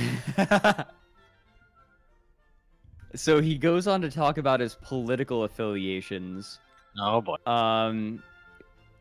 Talks about being a tank gunner during the Persian Gulf War, and goes, okay, this is always a big red flag for me, is when people talk about like their marital status and their personality and their feelings in their bios.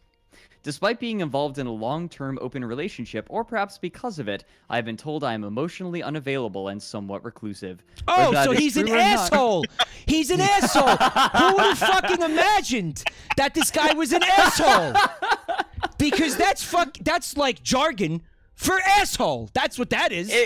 It kind of is. That's just an asshole. That's what we call that around here. I'm shocked. Oh dear. Whether or not that is true, Decoding. I'm fairly certain that my seeming aloofness has more to do with some deeply hurt feelings left over from direct contact with that final, totally obnoxious episode of Battlestar Galactica. There was nothing wrong with that finale. That was a fine finale. I haven't seen it. That was a fine finale. Nothing fucking wrong with it. It was good. It was a nice fucking bow on the end of the. It wasn't amazing.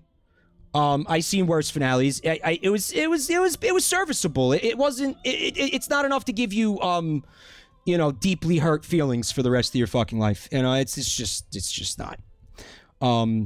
So you know what? He's got shitty taste in like science fiction too.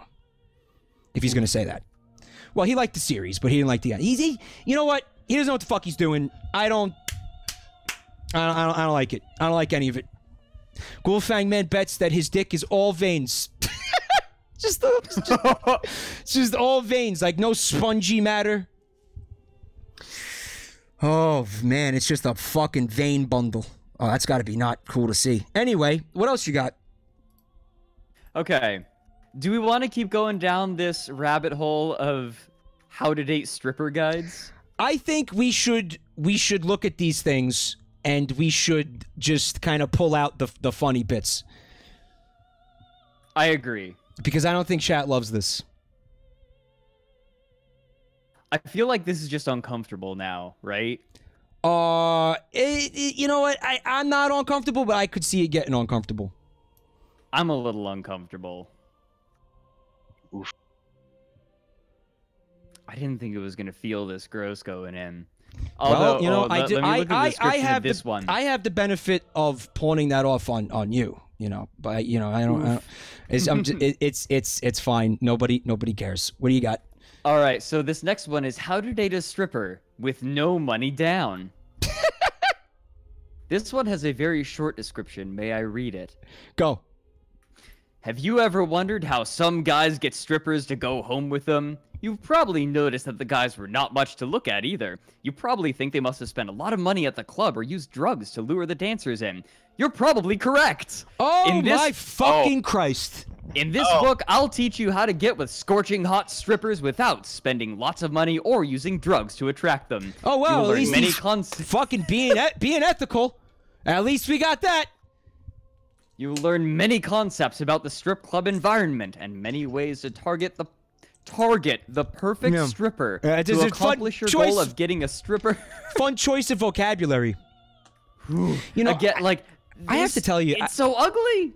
I'm starting to worry about you spending all this time down these rabbit holes. I saw you the other day, and you were nibbling on a carrot, and you were just muttering to yourself, and I'm starting to worry about your just mental and physical. Oh, is that all you saw? Health. I think you know, you've got to get Gould help for these things. Gould help, not bad help. Gould. Sorry, just wanted to sneak in a Gould. I just want to call you. Just wanted to sneak in a Gould. Just wanted to sneak in a Gould thing. 180 Digi says there's no wait. All of the world says there isn't enough cement in the world for this rabbit hole. Oh fuck! All right, so what else does it say? All right, once you're able to understand how the stripper mentality works and use some of my proven techniques, you'll be well on your way to having more pleasurable experiences with beautiful exotic dancers. I'm sure a few of my exes and many strip club owners are going to be pissed off when they read this book. Yeah, I bet there might be some fucking lawsuits too. This guy hosts seminars. He's like the Tim Robbins of scum. We've got bagels and strippers. Wow! Wait, you have cream cheese? I fucking wish. I have French onion dip. If you got cream cheese, I'm in. All right. What else we got? These are... Wow. How did you find this shit? Be honest. Are you trying to date a stripper? I literally, like, so I actually discovered one of these books and from the blog theworstThingsForSale.com. Okay. Which is a fantastic website, by the way. I would recommend it to anyone who enjoys bootleg shit. I actually actively said I'm not just gonna rip off the worst things for sale. I'm gonna actually do my own digging. But this is where I first discovered this whole genre of how to pick up strippers. And ooh. Oh wait. Oh my god. I'm sorry. I got distracted by about the author. So under editorial reviews, it is a single line, and it reads so. First of all, thank you for purchasing my book. In addition to this book being very informative, it will also entertain you and your friends and show you the life of a strip club hustler. Before we begin, I just want you to understand my perspective and that's it. Oh, I just want you to understand my perspective and... No, and. There's not even a D in the and. A-A-A-N. And that's it. Yes. Well, shit. Well, hey, now that I understand him, I feel bad that we made all these assumptions about him. He's too busy picking up strippers to write a bio! Or trying to. Because I don't think you know what, man? I don't think, let's look at it practically for a second. I don't think any of this shit works. I think these are snake oil salesmen. They're selling reviews. They're selling their own oil from their own bodies.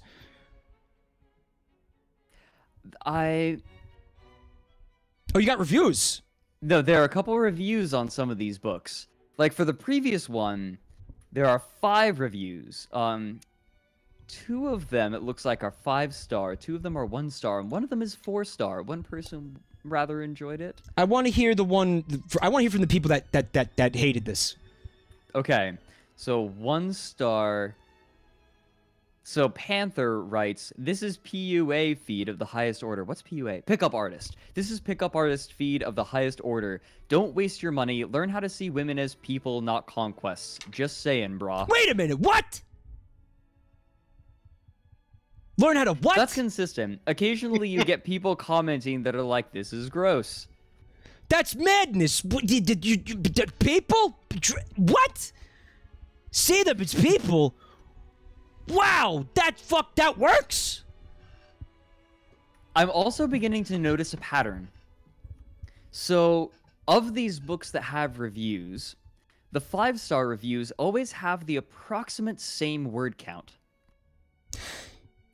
Are they? Now, I'm not Do they have saying... the same writing style as the author?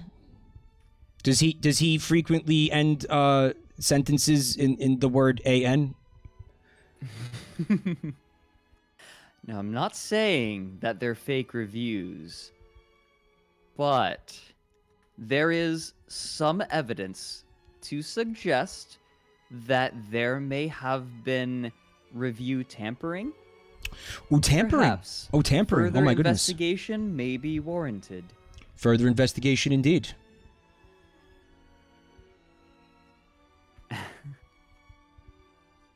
Now, we also have... What is it? Let's see. You want to move on to the next one?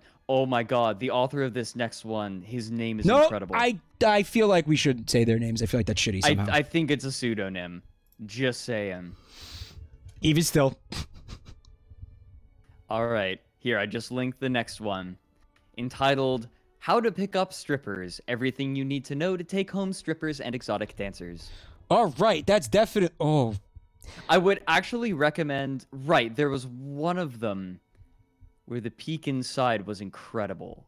Give me a moment to go and find it again while you tell people about how to pick up strippers, everything you need to know to take home strippers and exotic dancers. here's what you'll learn in how to pick up strippers. Everything you need to know to take home exotic dancers. The two categories that strippers divide men into as soon as they walk into the club and how to get in the right one. What do you think the two categories are? Dog lovers and cat lovers. The best times to go to the strip club to maximize your chances of taking home a stripper. What could the fucking possible answer to that be? I lied. I actually have 4 segments to this stream. One of them is short, though. The 3 stripper personality types. Well, that, you see, that's an improvement over the last 2 because he's willing to admit that there's 3 different fucking personality types for strippers, whereas the other 2 guys just assume that there's one. So he's willing to he's willing to say, to go as far as to say that there's a little bit of fucking diversity and divergent, thought patterns and personalities in the people who choose to do this with their life. The psychology of strippers and how it differs from regular women. Regular. How to use the competitive nature of women when it comes to male attention to your advantage. That's fucking vile.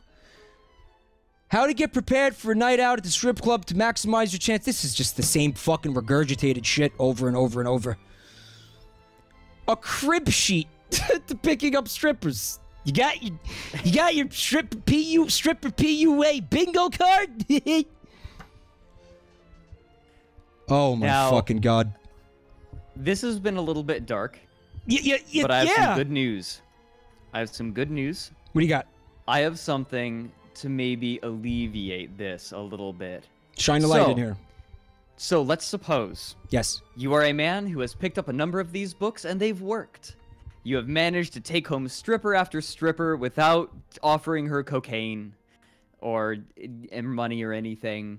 But then suddenly you settle down, you get a wife, you have a child, but you don't want to give up your lifestyle. Have I got a book for you?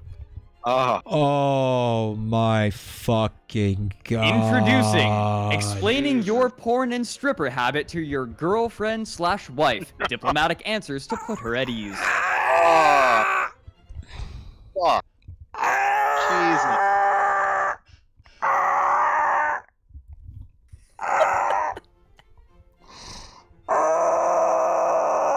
If you're married to somebody and you need a fucking self-help book to have a conversation with them, you're married to the wrong person.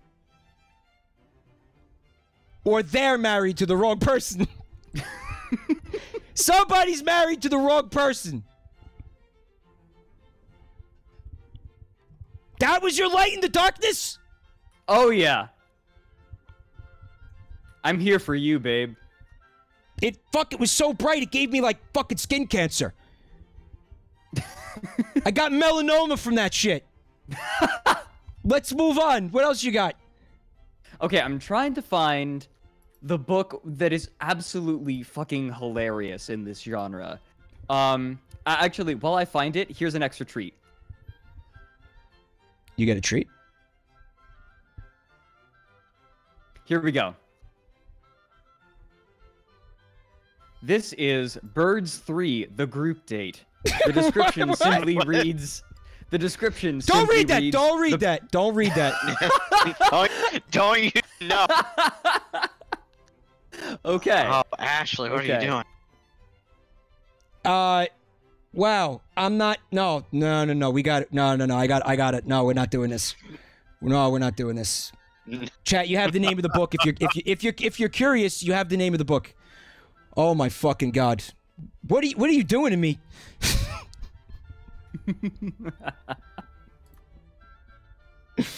Fred is an agent of sabotage at this point. Okay, hold on. I think I found the book. Okay, is this it? I think this is it.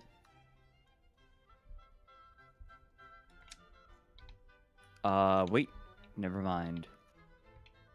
Sorry, this is... I have another one, but, like, I really want to find this very specific book that just... I saw it, and it blew my fucking mind. And you don't remember the name of it? All these books have the same title. How am I going to remember any of them? Where is it? I'm starting to believe you own some of them at this point. I actually took like... Wait, is this it? This is just his library. One of them was written by... It says Fredrik Knudsen? It's not... No, I'm joking. Buy my book! Walk into a strip club and walk out with the sexiest horse you can find. Make a stage play about it. Put on some glasses to get a little lightning bolt scar on your forehead. Cast some spells. With Gandalf. With Gandalf. I found it. Yes. All right. Slap me across the face with this fucking thing. This stream sponsored by Bad Dragon Lubed Up Revenant. Holy fucking shit. Okay. Here you go. This book is called Sex, Love, Job, Business Superbook. Wait, what?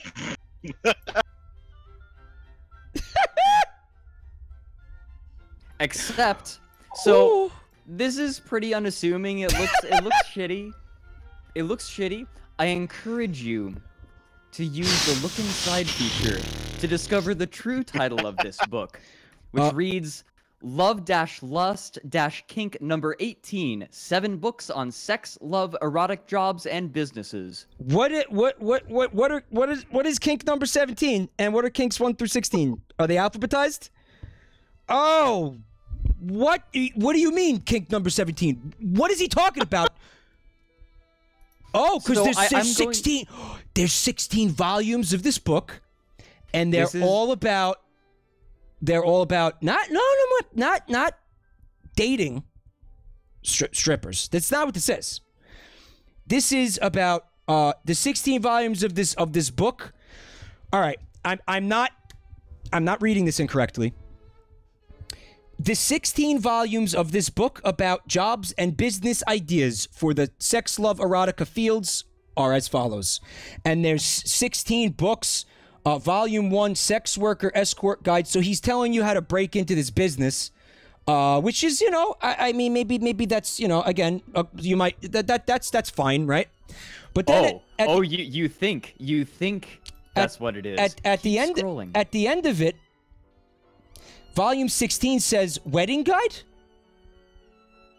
That's a big change of tone. What do you mean wedding guide? What the fuck is this?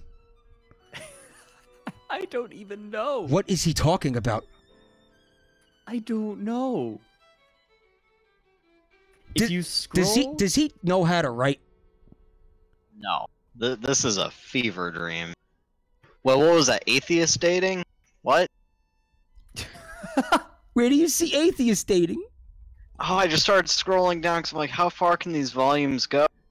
Alternative people, bohemians, not gay, astrology dating websites, background check dating, pre-screened member dating website, Buddhist dating website. Where the fuck are you seeing this? Oh, you gotta scroll down. There's a lot in there if you're looking inside. Grab that little scroll bar and go down. Hire a fake internet girlfriend. What the fuck? Jail dating website. A significant portion of this book is given over to copy-pasted hyperlinks. This is Not a even review? hyperlinks, That's a just review? URLs. That's a review? Just URLs. So you have to... So say you buy this book. Say you buy this book and you want... You know, and you want to take up his advice and you want to use his shit, right? You have to sit there and manually type the URLs into the fucking into your search bar. Yes. I guess how else are you gonna fucking do it? Is there a digital copy of the book? Yes, it is $9.90. Can I ask you a question? What does bohemian not gay mean? I think it's pretty Is self-explanatory. it self-explanatory? Pretty sure. Right. Oh, there's a whole chapter on online fantasy role-playing. You've got your MMOs, you got your fantasy role-playing game, you got Second Life. Now, I would like to point out, this is not this man's only book. I encourage you to click on this link I'm about to send to you. I'm going to be put on a watch There list. you go. Oh. This man has published 891 books. All right, I'm gonna read off some of these titles. The soul. Happiness comes from releasing this natural energy. Protect your money from everyone. This one has a 1-star review. Heart Let's read disease it. and stroke guide. You want open veins for blood flow. Oh, so he's a fucking cardiologist too. Oh, next what one. doesn't he do? World nudist guide. Get a job in the apprenticeship trades. Sorry, Fred. You wanted to read a review for which book? There is a single 1-star review for Protect Your Money from Everyone. It reads, "Why no review? Is this book not useful? Are there better books? It is strange this ebook has no stars. I would like to see some comments." That's him. Oh, that's him. But why didn't he give himself a 5-star review? Someone in chat said they want to buy every one. No. These are $9 a pop. $9 a pop. There's 800 fucking... How many books?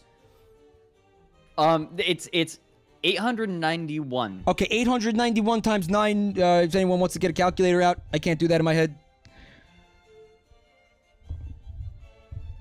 Not cheap. Nah, you're gonna be paying out the nose for this man's knowledge. So, but we're not done. I have something else for you. Doesn't open veins mean you're dead? Like, if you open a vein, don't you just fucking bleed out? I think so. Well, no, you can bloodlet, like, and not kill yourself. Oh, God. Oh, these are fucked up. Now, we haven't even... This isn't even close to the worst of it. Are you ready? Hit me. There's your link. I would like you to see how many results pop up. Okay. This is all by one man. This said Holy God. 50,000 results. Over 50,000. Over. In actuality, he has over 100,000. It's just that fucking Amazon only goes up to 50. It only shows you 50,000. It says if you have 50,000, it says, oh, what the fuck? They're fake. They're fake books. The only man who can write like that is Stephen King, and I doubt this is Stephen King. Maybe he's doing another pen name thing, but I don't think this is him. So what he does, what these people have done, is constructed a bot to troll the internet for information about automatically selected topics, probably starting with Wikipedia, and compiling books on them. They're just and Wikipedia automatically pages. uploading them. Not just Wikipedia pages, also random websites. Oh. They are bot-generated books. Oh. Oh, there's a lot. You know, there's a fucking rabbit hole here that goes beyond books. I was recently reading an article about somebody who came across a merchandise site where it was selling, algorithmically put together T-shirts and mugs and posters with quotes from famous people. But the fucking quotes are completely irrelevant to anything. I don't know. Fuck, I can't find this for you, but somebody, she found a poster, like, it was a suggested advertisement, right, or whatever, promoted advertisement for her, because she was interested in a science fiction author. And while this author probably had tons of profound quotes, the quote that she got was something like, it was, first of all, like a landscape background for this poster that you put up in an office or whatever, like some mountains and like an ocean, you know, some kind of inspirational looking thing. And in a really nice, you know, inspirational font, it said something like, I first got involved in, you know, like C++ programming when I was in college. And then the the author's name. What? So it's going through like interviews with famous people and fucking you know, I don't know, anything these famous people ever fucking said to anybody that was quoted, and then makes inspirational posters with them. I'll take 3. So you got, you know, actually the author of the article bought the poster like for shits and giggles, but I mean, you know, there's more Sure. there's more shit like this going on if this is, you know, if this is interesting to you, and it's interesting to me, sure. Oh yeah, I'm already familiar with the way that bots are abusing Amazon. Mm-hmm. Yeah, And yeah. Amazon's like, it's making us money, I guess. Oops. See, we read How to Protect Your Money from Everyone, and we know how to fucking... We're not going to make any changes here because we are protecting our money from you. Not just you, everyone. Which includes you. I don't know if it was Amazon. I'm gonna have to find this article for you, Fred, and shoot it over to you because I think you'd love it. Okay. Yeah, Shoonie Tunes. This Sweet. world fucking sucks. Mahatma Gandhi. So this I thought you deserved the best, and so I found you the ultra bootleg. Oh. All of this. This is my gift to you.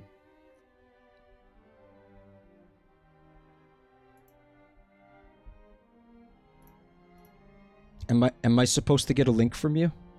No, all of this. I'm saying everything that I've linked to you. This is my gift to you. This is the hyper bootleg. This is our new cyberpunk bootleg. That's it? I want money. I want the gift to be money. But see, that's the exciting thing, right? Now you know how to make the money. You can find the bots and make your own bootlegs. The world is your procedurally generated oyster. Nightmare is the word you were looking for. Nightmare. I'm gonna. Was it? Now begins your nightmare. Now begins your nightmare, Potter. Hoot, hoot, hoot. All right. So this has been a little bit depressing. I think What? we can all agree a little bit. What? How could you know? What? No. This is our cyberpunk future. It's fucking shit. Can we get Harry Potter to send us back in time so we can hang out with the yellow dinosaur and shit? And Done. Flick from A Bug's Life TM. And apparently that character apparently. Here he is. Peeking out from the side.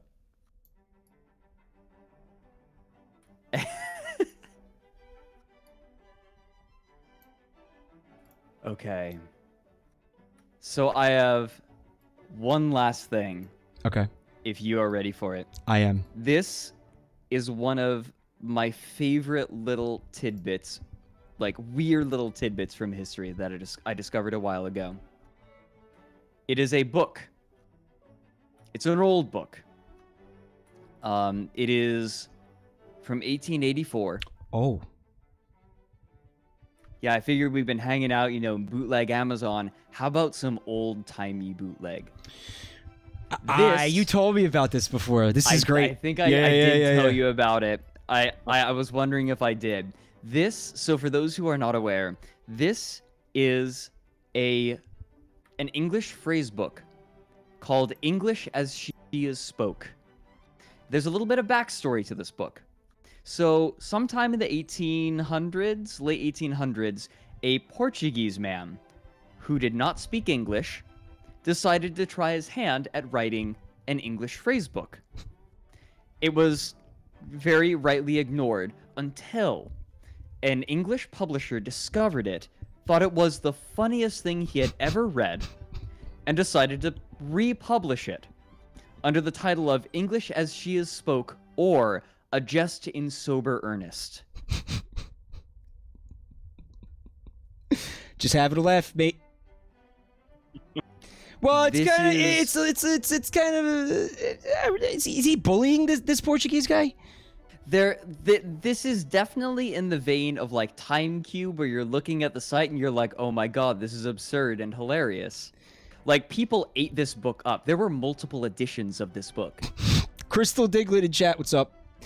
Oh my god, what a troll. Is this of the fucking 1884 version of trolling? This is pointing and laughing at the person who's trying to speak English, but can't. So this is a little different, right? Like, if someone is in a foreign country and, you know, they're trying to speak the language and it's kind of broken, like, I don't think there's a whole lot of cause to make fun of them. No, Because, you're probably a dick. Yeah. This is a person who had the audacity to try to write an English phrase book without knowing English. He kind of threw asking himself for it. out there. Kind of asking for it. He threw himself out there. He was so confident. I think this is one of those times where we can laugh, because he tried to publish a book about a language he did not understand. You got any choice excerpts from this bad boy?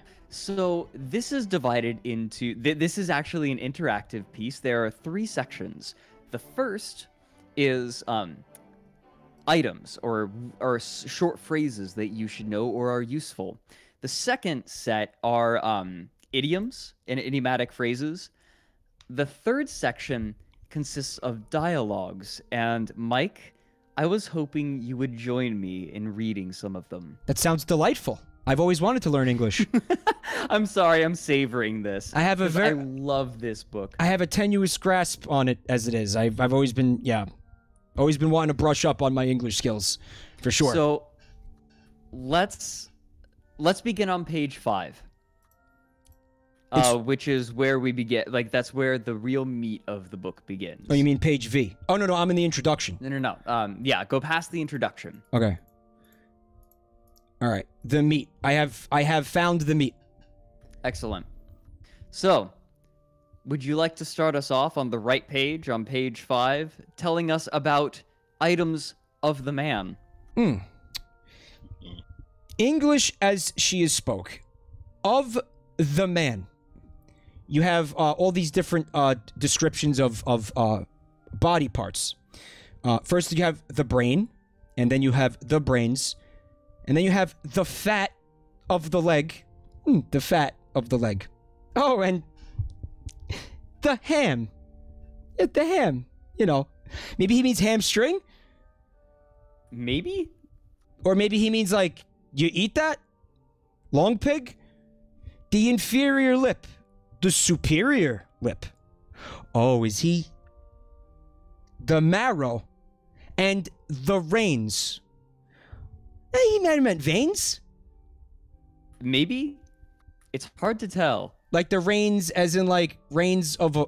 Like when you're riding like a horse? Yeah. I mean, that's what the actual word is. I don't think that's what he intended. And you can also have defects of the body. You can have a blind. Wow.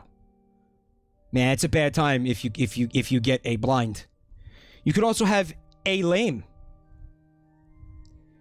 A lame. You can have a bald. A bald. Yeah. You can have a left-handed, which, according to this guy, is a defect. So actually, during this time, it was believed that left-handed people. So this is where the phrase "the left-hand path" comes from, because left-handedness was correlated with Satan, and so left-handed people, even like in the 1900s, would be taught to write and do things right-handed. Sure, there was like a superstitious thing around it. Right. Right. I'm left-handed. Supposed to be right-handed. Yeah. And I've when I was in Catholic school, I would hear this constantly. When I was left-handed, he would have to learn with the right hand. And it's like, all right, just fuck off and let me live. Though, when I was in school, writing notes left-handed was a total bitch, or writing anything left-handed was a total bitch because of the ink smears and the pencils, the lead smears. Black Bear is saying, I'm defective left-handed or not. That's nice. That's sweet. Oof. Thank you. Softy Deluxe says, I diagnose you with lame. Oh, no. You can have an ugly. So, ugly is a defect. You can have an ugly. Wow, that's fucked up. Oh my god, is that like that was the 1884 way of calling somebody a ghoul? You would tell them that you have an ugly. What is the fuck? You have an ugly. You can have a squint-eyed, or you can have a deaf. You can have a deaf. All right, you want to trade off pages? Yeah, yeah. All right. So, degrees of kindred. The gossip mistress, the nurse, a relation, an relation, the quarter grandfather. No, that says that says quater. Oh, you're right. The quater grandmother. What's quater? The quater grandmother. Quater. And the quater grandfather. A guardian. An guardian. A widower. And an widow. So wait, let's give him the benefit of the doubt for a second. He's trying to say quarter grandfather, right? How I think so? Is that a thing? Like, what's your quarter grandfather? Could we like make sense out of that? So maybe like your great grandfather on either side would be a quarter grandfather. Maybe. What the fuck is is he talking about? Typically, maybe it's like second grandfather. Is that a thing? Oh, I don't know. Like it's like can you be your own grandfather? Or whatever. Oh. This might be a real thing. Quater is a real word. What's a quater? Oh. It is used in prescriptions. It's medical, and it means 4 times. That makes even less sense. It's even worse. That's even fucking worse. I've been uneducated. That's even stupider. It's your 4 times grandfather. So your great grandfather. I think it's the great. Why is like the great grandfather talked about, but nothing leading up to that? It's like all the other dudes in your ancestry. Fuck those guys. Fuck you want your quater grandfather. Fuck your. That's the guy who fucking matters. Fuck your grandfather. Fuck your great grandfather. Fuck your tertiary grandfather. But your quater is that's the important one. I mean, this is 84. 84, yeah. The odds of you seeing even your great grandfather are probably like infinitesimally small. Mm-hmm. I mean, who the fuck alive today even has met or is even aware of who the fuck their great grandfather is? Yeah, like, especially... Well, this is England, so maybe they would have record of it a little bit more. The gossip mistress. What the fuck is he? What's the gossip? What is I'm not sure. What is a gossip? And relate. Why does he think that A and N denote different things? Where did he get that fucking idea? Is it I think that he's okay. So he's from a Romance speaking country where they have exactly. What do you call it? Gender pronouns or whatever. Yes. So he thinks that like los and las or whatever. Well, gendered nouns. L and la and whatever. So he must think that A and N is like male female. That's the only fucking thing that makes sense to me. He probably assumed that the difference between A and An was rather than being tied to the vowel, like to the vowels, it's tied to some sort of gendered. Now, I play a lot of structure. shitty, shovelware fucking games, right?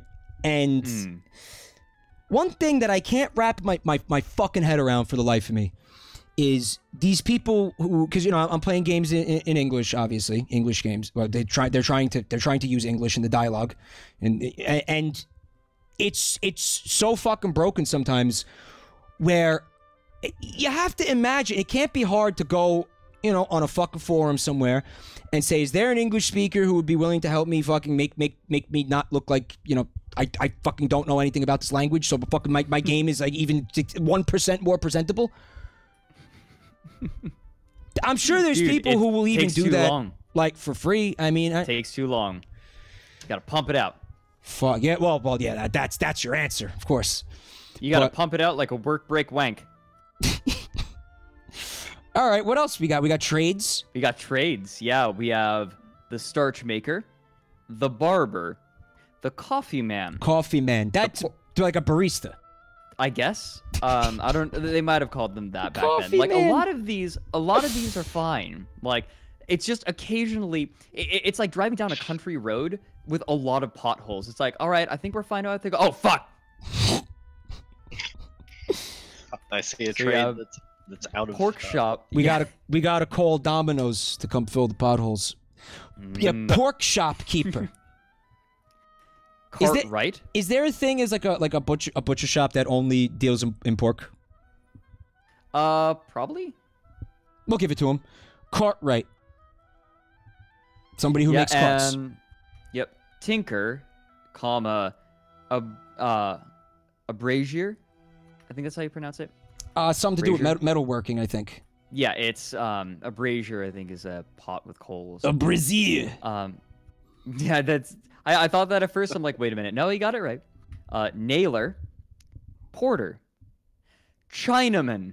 That's a fucking job. And there's the fucking pothole. Oh, we just bottomed the fuck out. Oh my god. Oh, dude, pull over. You're gonna have to get the tire change. We're gonna need a tow after this one. Call fucking AAA. Call AAA. That just says Chinaman.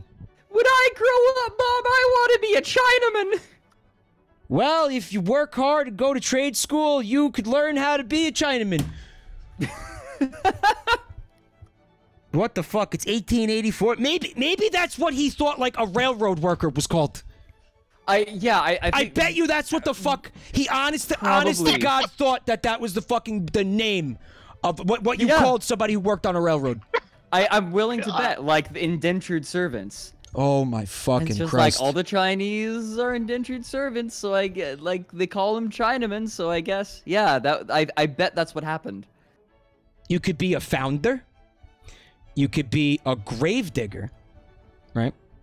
Which is like big deal. A tradesman, a stocking mender, or a locksmith, and lock is spelled in the that's how they spell lake in Scotland, right?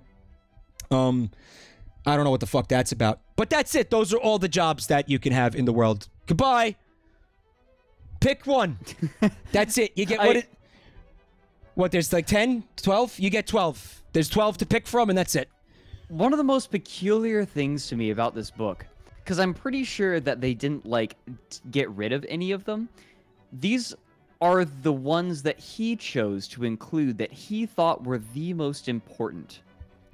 And I wonder, what was his thought process deciding which words went in? What part of the country was he in even? Like that might have influenced it too, right?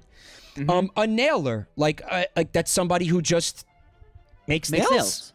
Yeah, no, that was a legit thing. I feel like nails are a thing that somebody who makes other shit also makes. Sometimes the demand for nails was just so high that you just a dude would make just churning out nails, just churning them out. It's one of the first things that you learn as a metal worker because everyone needs them. There's a constant demand for them. Quarky is in chat. What's up, Quarky? Says a gravedigger like the monster truck. You could be a monster truck when you grow up. Hold on a minute. Objects of man. Yes. Fred, what are the buskins? You know what? Buskin makes me feel good, but let me find out. Get out of here. It's the bovins. The bovins? Oh, okay. So, you know those laced shoes that you see Greek people wearing in old drawings? Like, you know, the warriors, they're like sandals with the laces that go up the shins. Oh, those are buskins. Apparently, those are buskins. People were wearing those in 1884. Yes, apparently. Can we go straight to woman objects? Because this is... The woman objects are good. Yeah, that's good. Okay. Would you like to read it? Okay, so we have the busk, the sash, the cornet, the pumps, the paint, or disguise. So that actually makes sense. What he's talking about is makeup. Yeah. So there's a line in Shakespeare where he yells, "Paint an inch thick!" Like indicting women for covering up their real selves. So like that makes sense. The patches, the skate, the spindle, servants. All right, so I'm gonna read the good one last.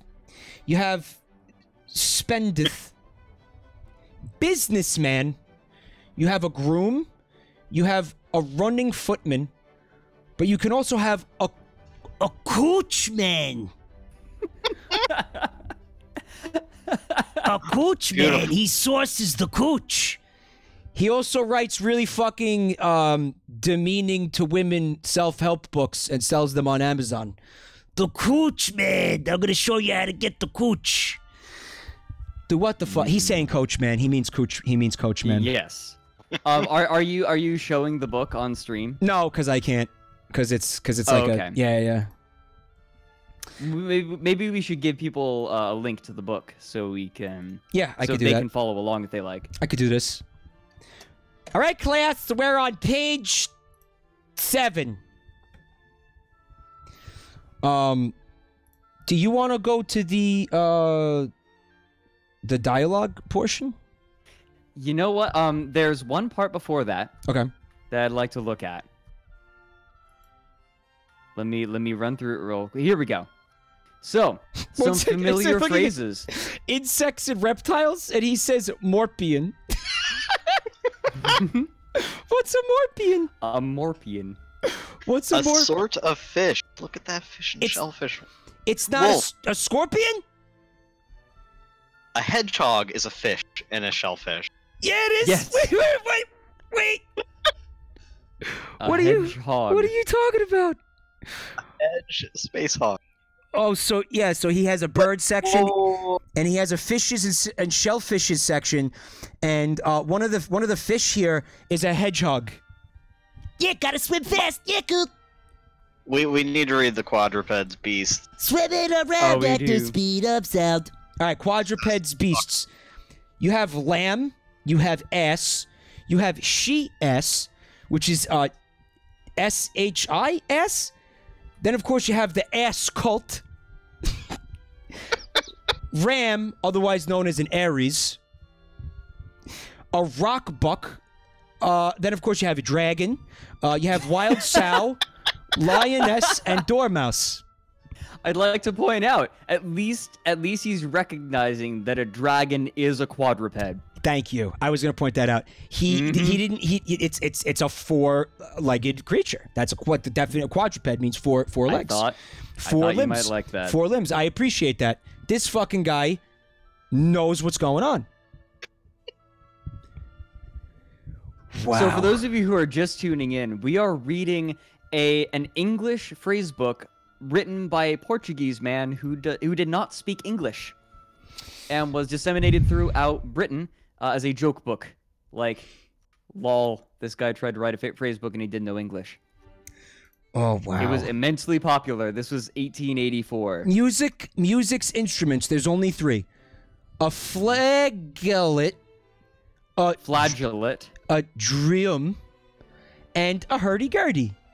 I was very happy that he decided to include the hurdy-gurdy. Fred it was plays still that- a popular instrument. Fred plays that instrument. I do. I love the hurdy-gurdy, and I have one. Oh, I practice. I'm playing for like a year, and it's so around this time, it still would have been a part of the public consciousness. Because again, I thought it was just a funny word when you told me about it. I didn't know it was a real thing. Aqueous Ablution says we have 4 limbs and we're bipeds. So he's saying dragon, like using 4 legs to walk, maybe. So he is the implication is it's got wings. It doesn't use the wings to walk. But if you look at wyverns or wyverns, they use like their wrists, I guess. Yeah, we are bipeds to walk. So it works. Aqueous Ablution. All right. Yep. I'm at the familiar phrases section. Yeah, this is where the gold really starts, if you ask me. So I'll go ahead and read us some familiar phrases on page 17, and then we'll trade off pages for a little bit. All right. All right. Go to send for. Have you say that? What is the fuck? Have you... You are a ghoul. Sorry, Caracool MK2, it is page 17. We are on page 17. All right. That's not actually in the book. We're referencing... Oh, yeah, earlier. what is a fuck was from Monday. Okay. Have you understand that he says? At what purpose have say so? Put your confidence at my. At what o'clock dine him? Apply you at the study during that you are young. Dress your hairs. Dress your nose hairs and curl them. Oh, no. Sing an aria. These apricots and these peaches make me and to come water in my mouth. These apricots and these peaches make me and to come water in mouth.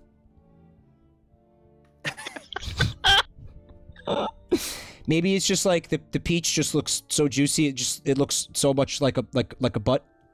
Clearly, what he's trying to say is that like making his mouth water. These peaches and apricots are making my mouth water. I don't know. I do think it's a euphemism. It's these tits and ass make me, you know, fucking nut. That's what he's saying. I think that's what he's. That was the politest way he could say that in 1884. Beautiful. Or that was the worst way, the least polite way he could say that in 1884. Page 18. Go right ahead.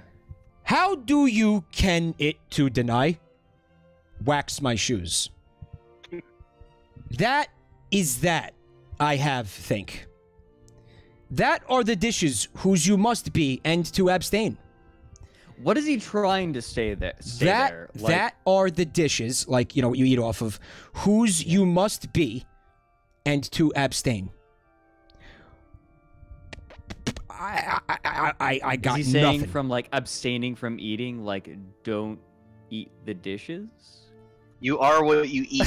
Like, you just go, you give fuck. When somebody sees you eating like really ravenously and they're like, oh, watch out, you don't eat the plate. Like, maybe it's that? I don't know. Well, it's not that is that all of the world. It's that is that I have think. I have a way for people to follow along. Yeah. I'm going to take a snip. And then... All right. You took a snip? Whoops. Yeah, and then... Here you go. This is the page we're on. I just sent it to you. Oh, delightful. So now people can actually see the book. This OBS doesn't like that. Really? Yeah, I have no idea why. OBS really doesn't. Fuck! Hold on. Hey, Mal. Oh yeah, OBS doesn't like that file for some reason. Yeah. Yeah, you give it a go. Can I save it? Oh wait. Oh, I got it. No. I can save it as a different kind of file. No, it has to be PNG. And you know why that happened? I'm gonna tell you why that happened. And if you remember, that was happening the other night too, guys. It's because the file name, the .png, was in capital letters. Oh. I just on a hunch, I fucking renamed the file and I used lowercase and it worked. Gotcha. Okay, so this meat is not too overdue. It's rare medium. This ink is white. This room is filled of bugs. The big Phil. Phil the big. With bugs. This girl have a beauty edge. Oh man, we're talking about like dude. emo girls now. Dude. Pretty emo girls? Dude, check out her edge, man. See her edge? Oh, it's beaut. It's beaut. It's beaut, dude. It's beaut edge. If anybody ever, like, wanted a goth girlfriend, it was this guy. Dude. It was this guy. This girl have a edge, how you say, a beauty edge. It is a noise with which to cleave the head. Oh shit, he was predicting, like, sonic armaments. This wood is full of thieves. Apostrophe S, possessive. These woods are filled with thieves. That's what he was trying to say. Tell me, it can one to know? Give me some good milk, Newly. Get out!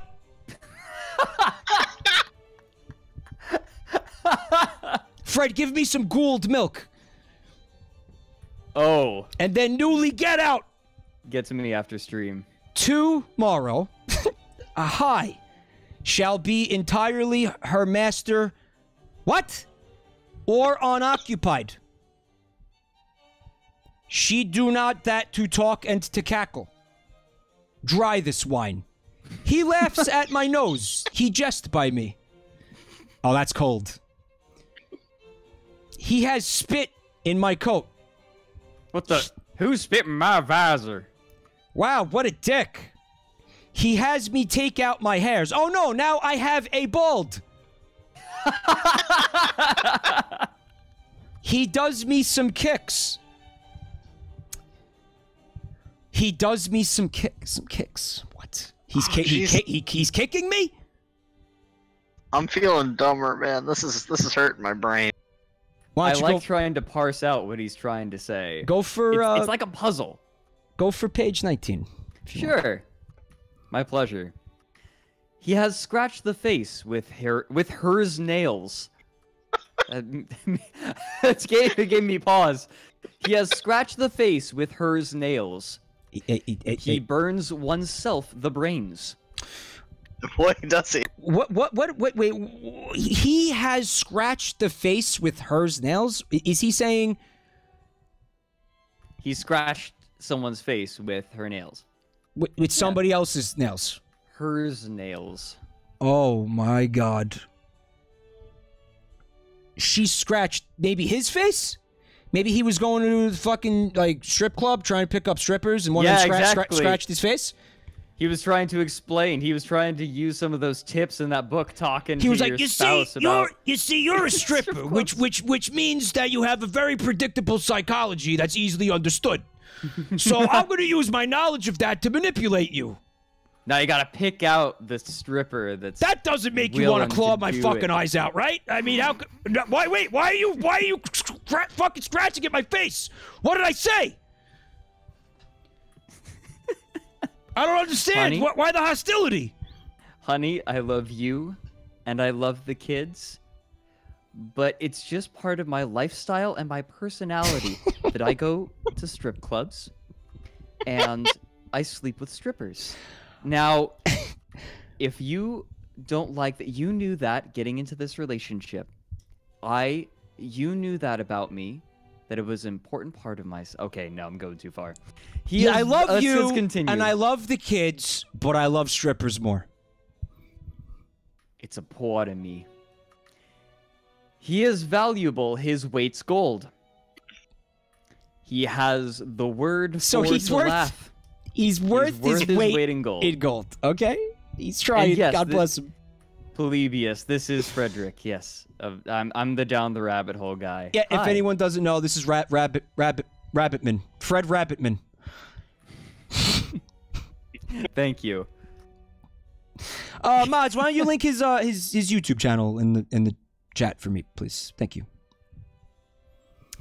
All right, let's keep going. He do the devil at 4. Oh. Now there's some Kinky. doujinshi material. I'm unhappy that I know what that word means. He make to weep the room. He was fighted in duel. They fight oneselfs together. Okay, he meant sweep the room. Yes. He do want to fall. Just trying to clean up this room. It's so hard. It's so hard to clean the room up. Oh, well, I'm just going to now use my tears to mop the place up. Okay, chat, I need your help for this next one. It must never to laugh of the unhappies. Yeah. Yeah. He was wanting to be killed. I feel like there's a storyline in here. Yeah. We could make a story. Like, there is a hidden story in English as she is spoke. Oh. I am confused, all your civilities. Oh, yeah. I am catching cold. Chat is saying it's like don't laugh at other people's misfortune, which is okay. Never to laugh of the happies. That's good shit, chat. Very nice, yeah. I am catched cold, like past tense. You know, I'm catched. Yes. Or caught. I think catched is a word, maybe. Caught. Caught. I not make what to cough and spit. Is that like when you cough and you cover your mouth and then you end up with like phlegm wads all over your palm? Is that what he's talking about? Cough hands? Maybe. He's got cough hands. No, it's cough and. I know. Like someone forgot us. Okay. Co-hand. Never I have feeled as such heat. Never have I ever feeled. Till say us. Why is there a dash? Till hither. Until later. Yeah. I have put my stockings outward. I have cropped the candle. Cropped. I have mind to vomit. God damn it, I'm so upset about this. I'm gonna do it. I'm gonna puke. I'm gonna do it. I will not to sleep on street. Ooh. I think maybe that's like his conviction that he's fucking stumbling home shit-faced, and he's like, I will not sleep on street. I will not to sleep on street. I will not. And then, of course, passes out before he makes it to his front door. We actually only have 3 more pages of these until we get to the dialogues. If you want to go quick. Yeah. Let's blast through them. All right, you want me to snip the next 2 pages? Snip it, okay. But give me that file with the lowercase PNG. Can do. Yeah.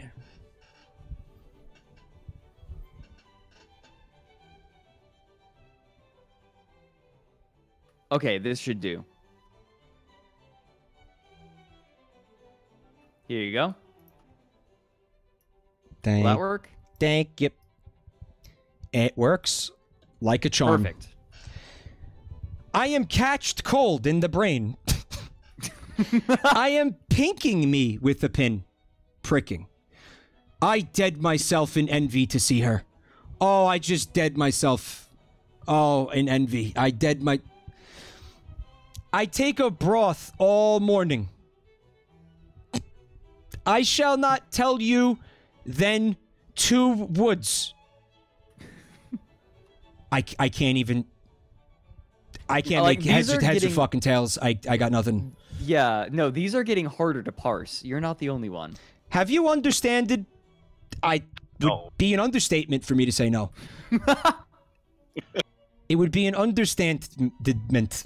Let him have no? Have you understand they? Do you know they? Do you know they too? The storm is go over. The sun begins to dissipe it. Which prefer you? And not like which as in like this or that. It's my pretties prefer you. No, he's hearkening back to some of our wonderful Harry Potter stories. The paving stone is slifery.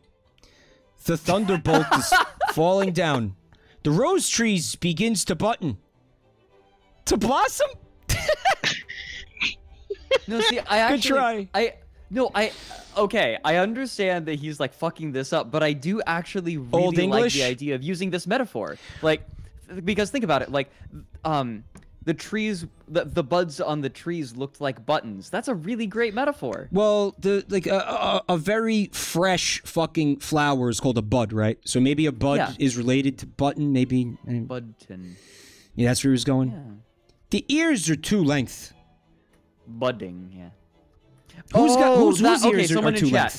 Someone, who is that saying that? Reed Hyena said, what he's saying, the rose trees begins to budding.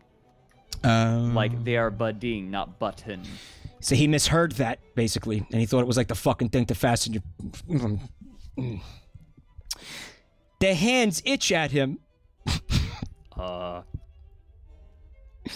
Maybe you want to get that checked out. Gotta get that. Have you forgetted me? Never. Lay him here, Please. apron. Can we get some Rembers in chat? Never forget it. Happy day. Never forget it the times when you felt happies. When you felt unhappies. Help to a little most the better yours terms. All right, let's roll through Truer these. words spoken not have been that. Think me. I'm unsettled at how good you've gotten at that. Oh, are you? That's just how he speaks. Aha. Oh, you don't like it? Does it make you uncomfortable, Fred? Oh no, I wasn't talking about that. I was talking about like this man's sentence structure. Oh, Everyone's used to this. Mike. because you should be disturbed by this. It's weird that Oh no, weird don't that worry. you're not. I am still. It's No, I fucking am still. weird Don't that worry. you're not. You want to read this page? Yeah, let's get through this. All right. Don't, no, there's no apostrophe. Don't you are awakened yet? That should must be to cost my life. We are in the canicule. Oh, no, not the canicule. That's probably a real thing. Let me check. Can I kill it, man? Oh, it's French for heat wave. So why is it in English as Oh, she okay. is spoke?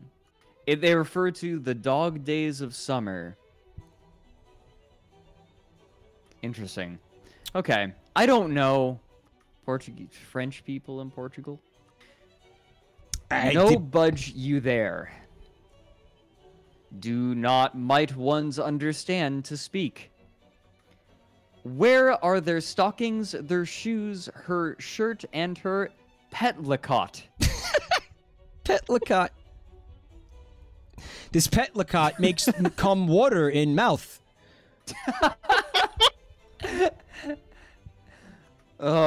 Ones can to believe you? Ones find modest, the young men rarely. If can't to please at every one's. You can't please everyone. Take that boy and whip him to much. Yeah. Take attention to cut yourself. Take care to dirt yourself. What? Dress my horse. I think that makes sense actually. Since you Put not a go saddle out, on it. yeah. Since you not go out, I shall go out nor I neither. Man, this is like That's a Okay. thing, huh? that's like a triple negative.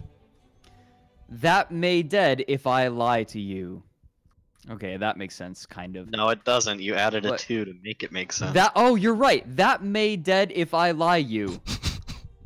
Like lie. Yeah, you could put in another article and get a completely different meaning. What is it? What is it? That may dead if I lie with you. What is it? Yeah. You just made a trickle of blood come out of my fucking ear and just go down my neck. What is it who want you? Why you no helps me too. Upon my live. All trees have very deal bear. Deal bears. Look out for them. They're in the trees. They'll get you. Just Drop want to bears. offer you a good deal. Rawr. A throat's ill. And Yeah. then, all right, I'll nab another snip for you. You want to? So this is now the section where we do it back and forth. Correct. There's one more page.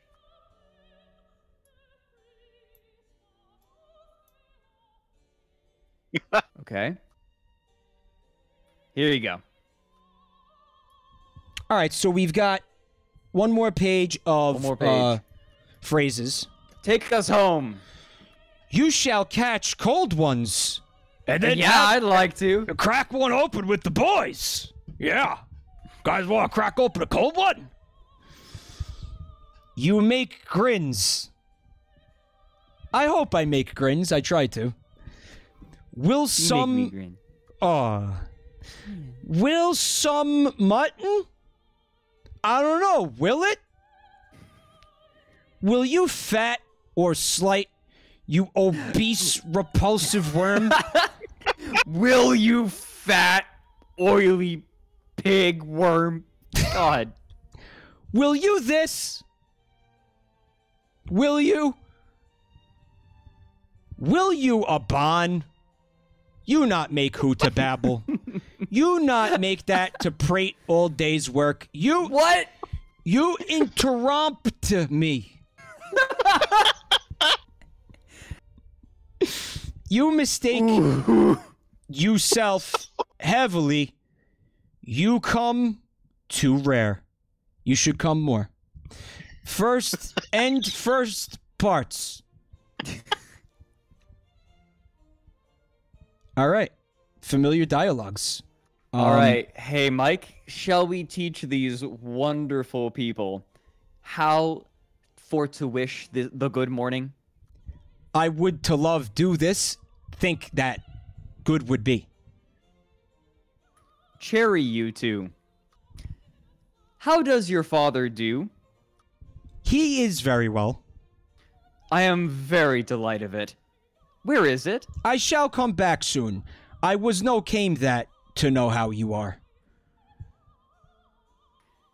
And now, All right, it's the morning. we will. We had Yep. first breakfast and second breakfast with Hobbit Potter. Congratulations, my Portuguese friends. You may now for to wish the good morning. Get out there and get yourself a job with that. You're good. You're ready to go. You're ready to rock and roll. Go to your interview. You got this. Yep. Don't now, forget this to may ask- also be useful. Go ahead. Yeah. Oh yeah. So now you will learn for make a visit in the morning. Is your master at home? Yes, sir. Is it up? Let me check. Wait. Okay, here. Let me skip the next page. Hold on. Oh God, Christ. No, it is not up. Should it be up? I mean, here you are. Okay. Wait. There we go. Next page. All right, it's up.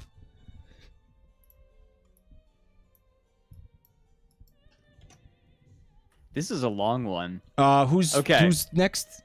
No, you're up. No, sir. He sleep yet. I go make that he get up. It come in once? How is it you are in bed yet? Yes. Oh wait, no. No. Here's what's going on. So the servant has said, I go make that he get up. So now I say, it come in ones? How is it you are in bed yet? Okay. Yesterday at evening, I was to bed so late that I may not rising be soon that morning. Well, what you have done after the supper? We have sung, danced, laughed, and played. One laugh. One very, very short, succinct laugh. You, it was like you a get ha one. What game? To the picket. Whom I am sorry do not have known it. Know it. Excuse me. Who have prevailed upon? I had gained 10 Lewis. That's a lot of Lewis. That's a lot of That's Lewis. like way more Lewis than I think I'd be able to handle. Till at what o'clock it's had play one? Until 2 o'clock after midnight. At what o'clock are you go to bed? 3:30. I am no astonished if you get up so late. What o'clock is it? All of the world says, 10 Lewis for Gryffindor! So you said what o'clock is it? What o'clock is it? What o'clock you think it is? So fucking snarky. That's that Portuguese snark coming through. Yeah. I think is not yet 8 o'clock. Use your fucking eyes! How is that 8 o'clock? It is 10 o'clock struck! 10 o'clock! How is that 8 o'clock? It is 10 o'clock struck! Come on! It must then what I rise me quickly. Adieu, my dear! I leave you to your frolicking and prancing and grass eating and whatever the fuck deer do out in the woods. If Ken to see you at 6 o'clock to the hotel from redacted. Oh no, I think it's God. As in, that from thing, God. You censor God. Censored. We swill dine together. Fat pig worm. Swill dine together. Willingly. Goodbye. For to dress himself. John, make haste, lighted the fire and dress me.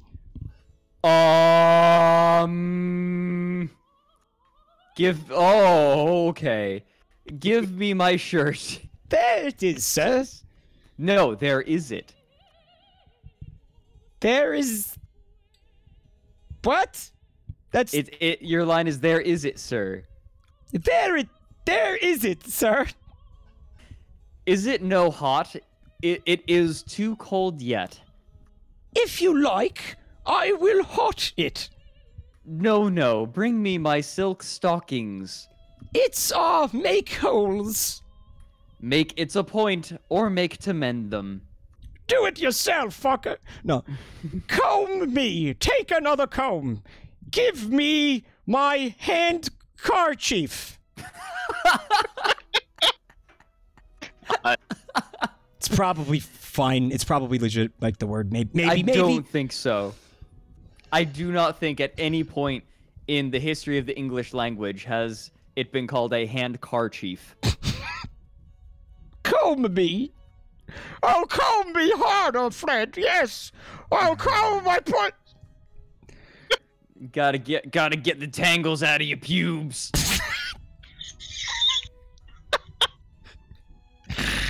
There is a clean, sir. What coat dress you today? Those that I had yesterday, you dumb bitch. Is that funny? Do you have the next page for me? Let me get it. The tailor do owe to bring soon that of cloth. Fuck. Hold on.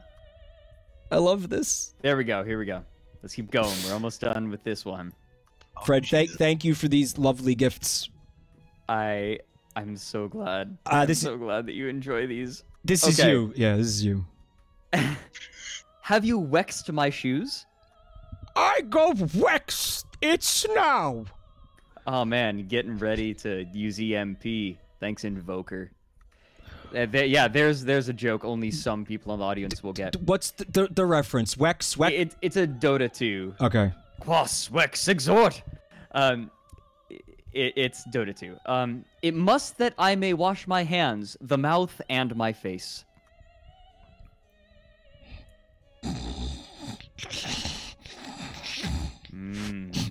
Will you take a walk with me? Wait for that, the warm be out. Go through that meadow. Oh, the country is beautiful. The trees are thick. Oh no. You gotta you're gonna be able to control yourself around the thick trees? I don't think so.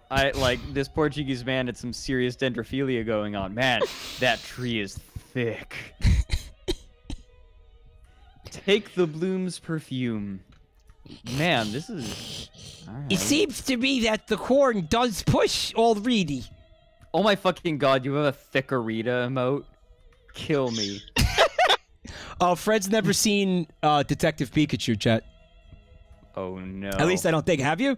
I might have. Okay. You'd remember it, I think. You hear the birds gurgling? Oh no! Let me provide some atmosphere for that.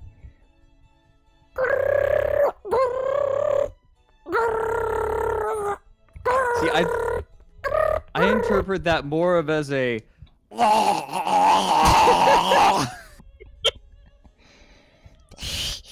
Which pleasure? Which charm? the field has by me 1,000 charms. Are you hunter? Will you go to the hunting in one day this week? Willingly. I have not a most pleasure in the world. There is some game on they cantons. We have done a great walk. Self-congratulatory motherfucker. It was all right. Let's not get ahead of ourselves. It was fucking all right, okay? It was Calm passable. the fuck down. We shall. Oh, now okay. That was it. That was the walk. Now we have the weather. We shall have a fine weather today. There is some foggy. I fear of the thunderbolt. The sun rise on. The sun lie down. It is light moons. What?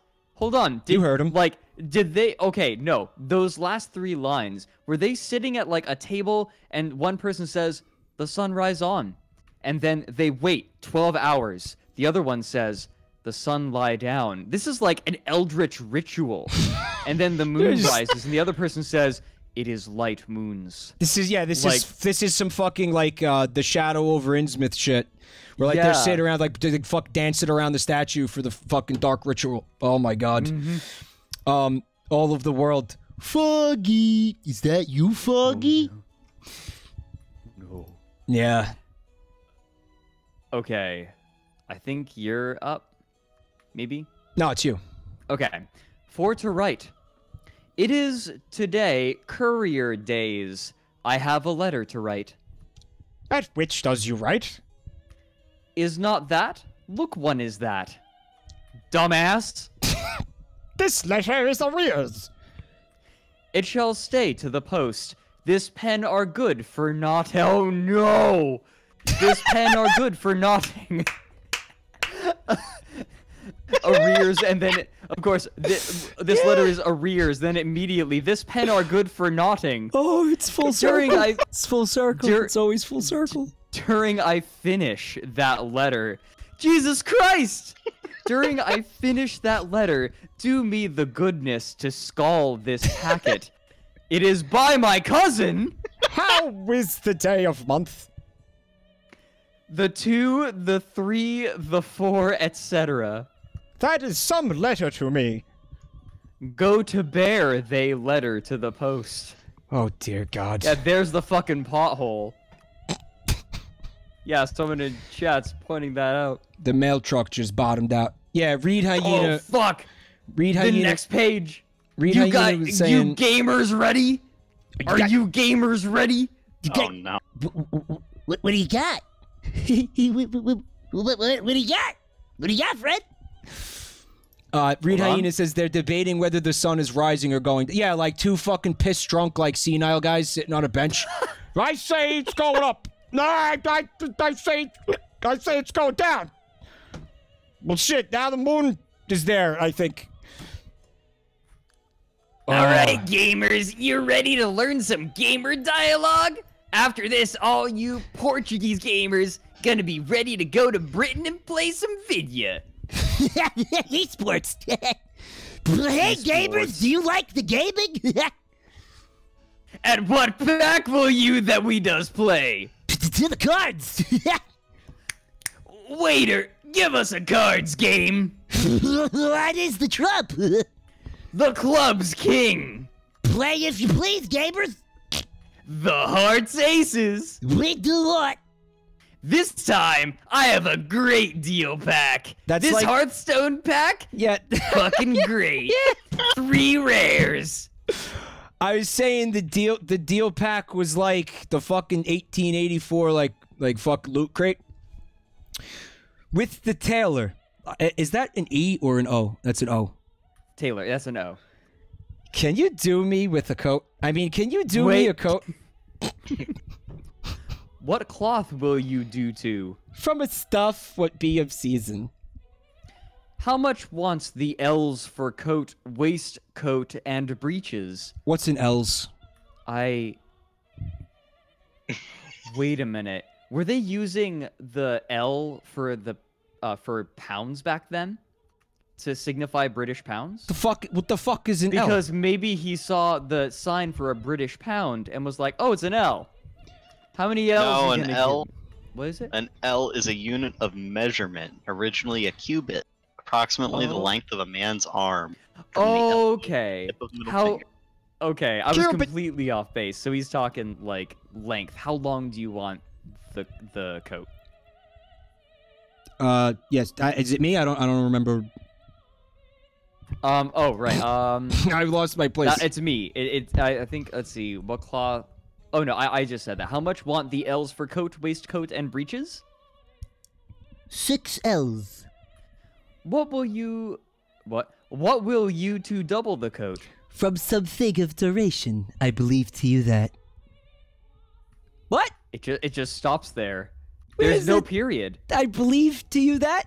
I'll leave you to that, perhaps? I think so. Yeah, I'll leave you to it. Yeah. When do you bring me my coat? The rather that be possible. Bring you my coat? Yes, sir. There it is. No, there is it. There is it. You have me done to expect to. I did can't to come, rather. It don't are finished? The lining war, not sued. So the Great Lining War. It's been raging for decades. You know, like, she's waiting for her fucking husband to come back, and she's just out on the widow's walk every night. White trim! It's white trim, motherfucker! The Lining War?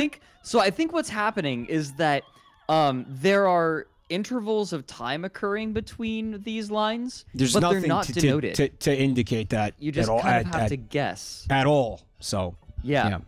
So we'll just keep going back and forth. Maybe I think we're trading roles consistently, but at this point, I've given up.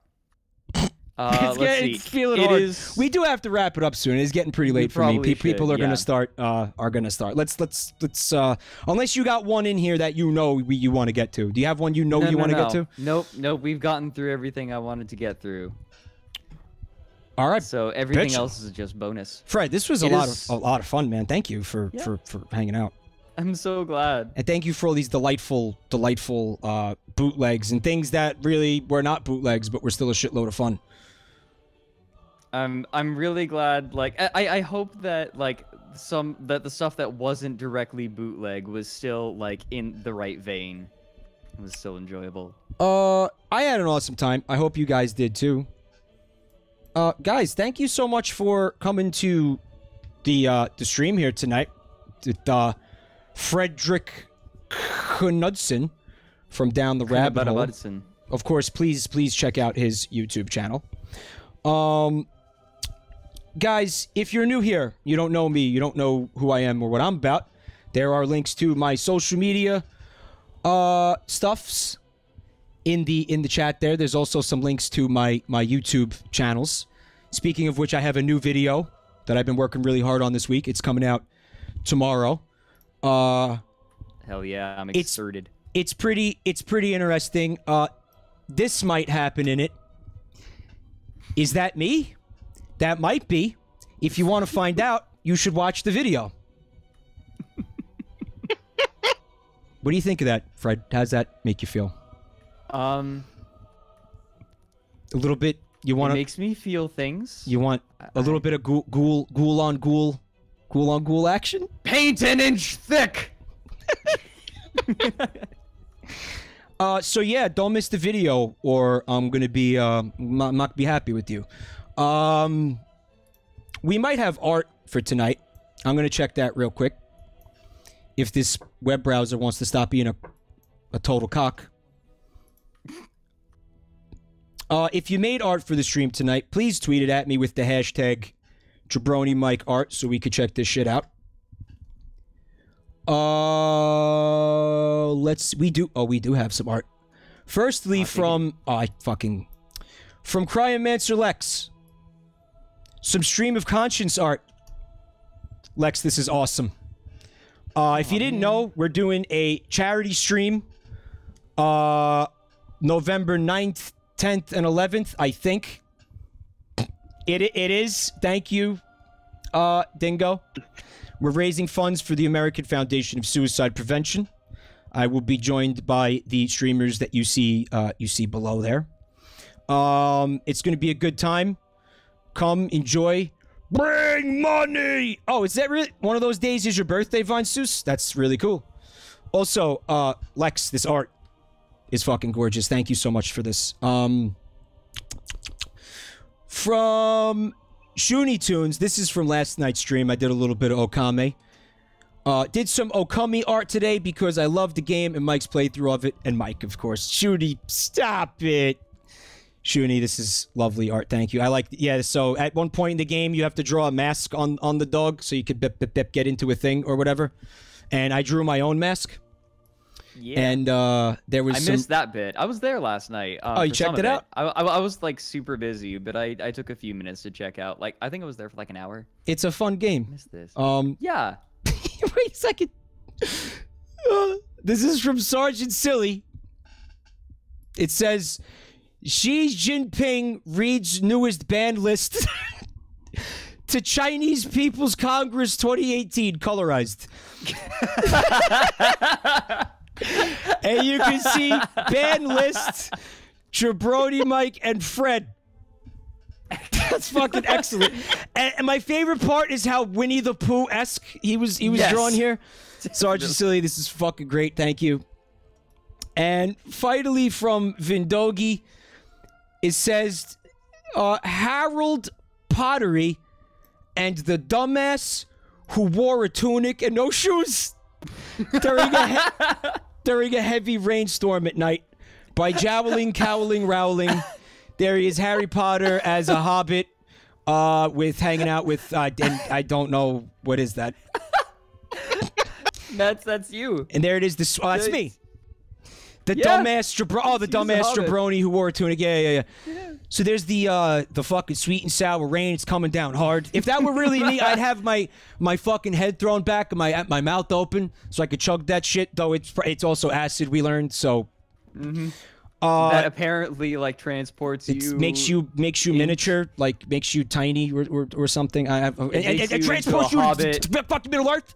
It makes you into a hobbit and then copy paste the whole book. All right. In any case, Vindogi, I love the art. Thank you. Guys, thank you also for all the bits and all the subs and the resubs and such. And Fred, thank you so much for hanging out. This was a lot of fun, and you brought some quality shit to the table here. I'm very, very, very happy you agreed to do this, even though it put your entire fucking career on the line. I really do appreciate it. Thank you. Are you fucking kidding me? I made a video on Empress Teresa. We're gonna. Would you be down to come back and do this with me again at some point? Definitely. Because this was fantastic. Fucking great. It was like it felt like a fusion of our content. Like it was a bootleg show, but it also kind of felt like a rabbit hole thing to a small degree, and it just kind of it was very cool. It was very cool. There's always more. I had a bunch of fun going through this with you. I'm glad you I had a great time. Also, Doozer, thank you for helping out and joining us as well. Absolutely. All right, guys. I'm out. Have an awesome night, and I'll see you all. I think tomorrow. Tomorrow, I'm gonna do the Patreon stream for the games that you guys requested I play. Okay. Lots of love. I'll see you all soon. Say goodnight, guys. Good night. Good night.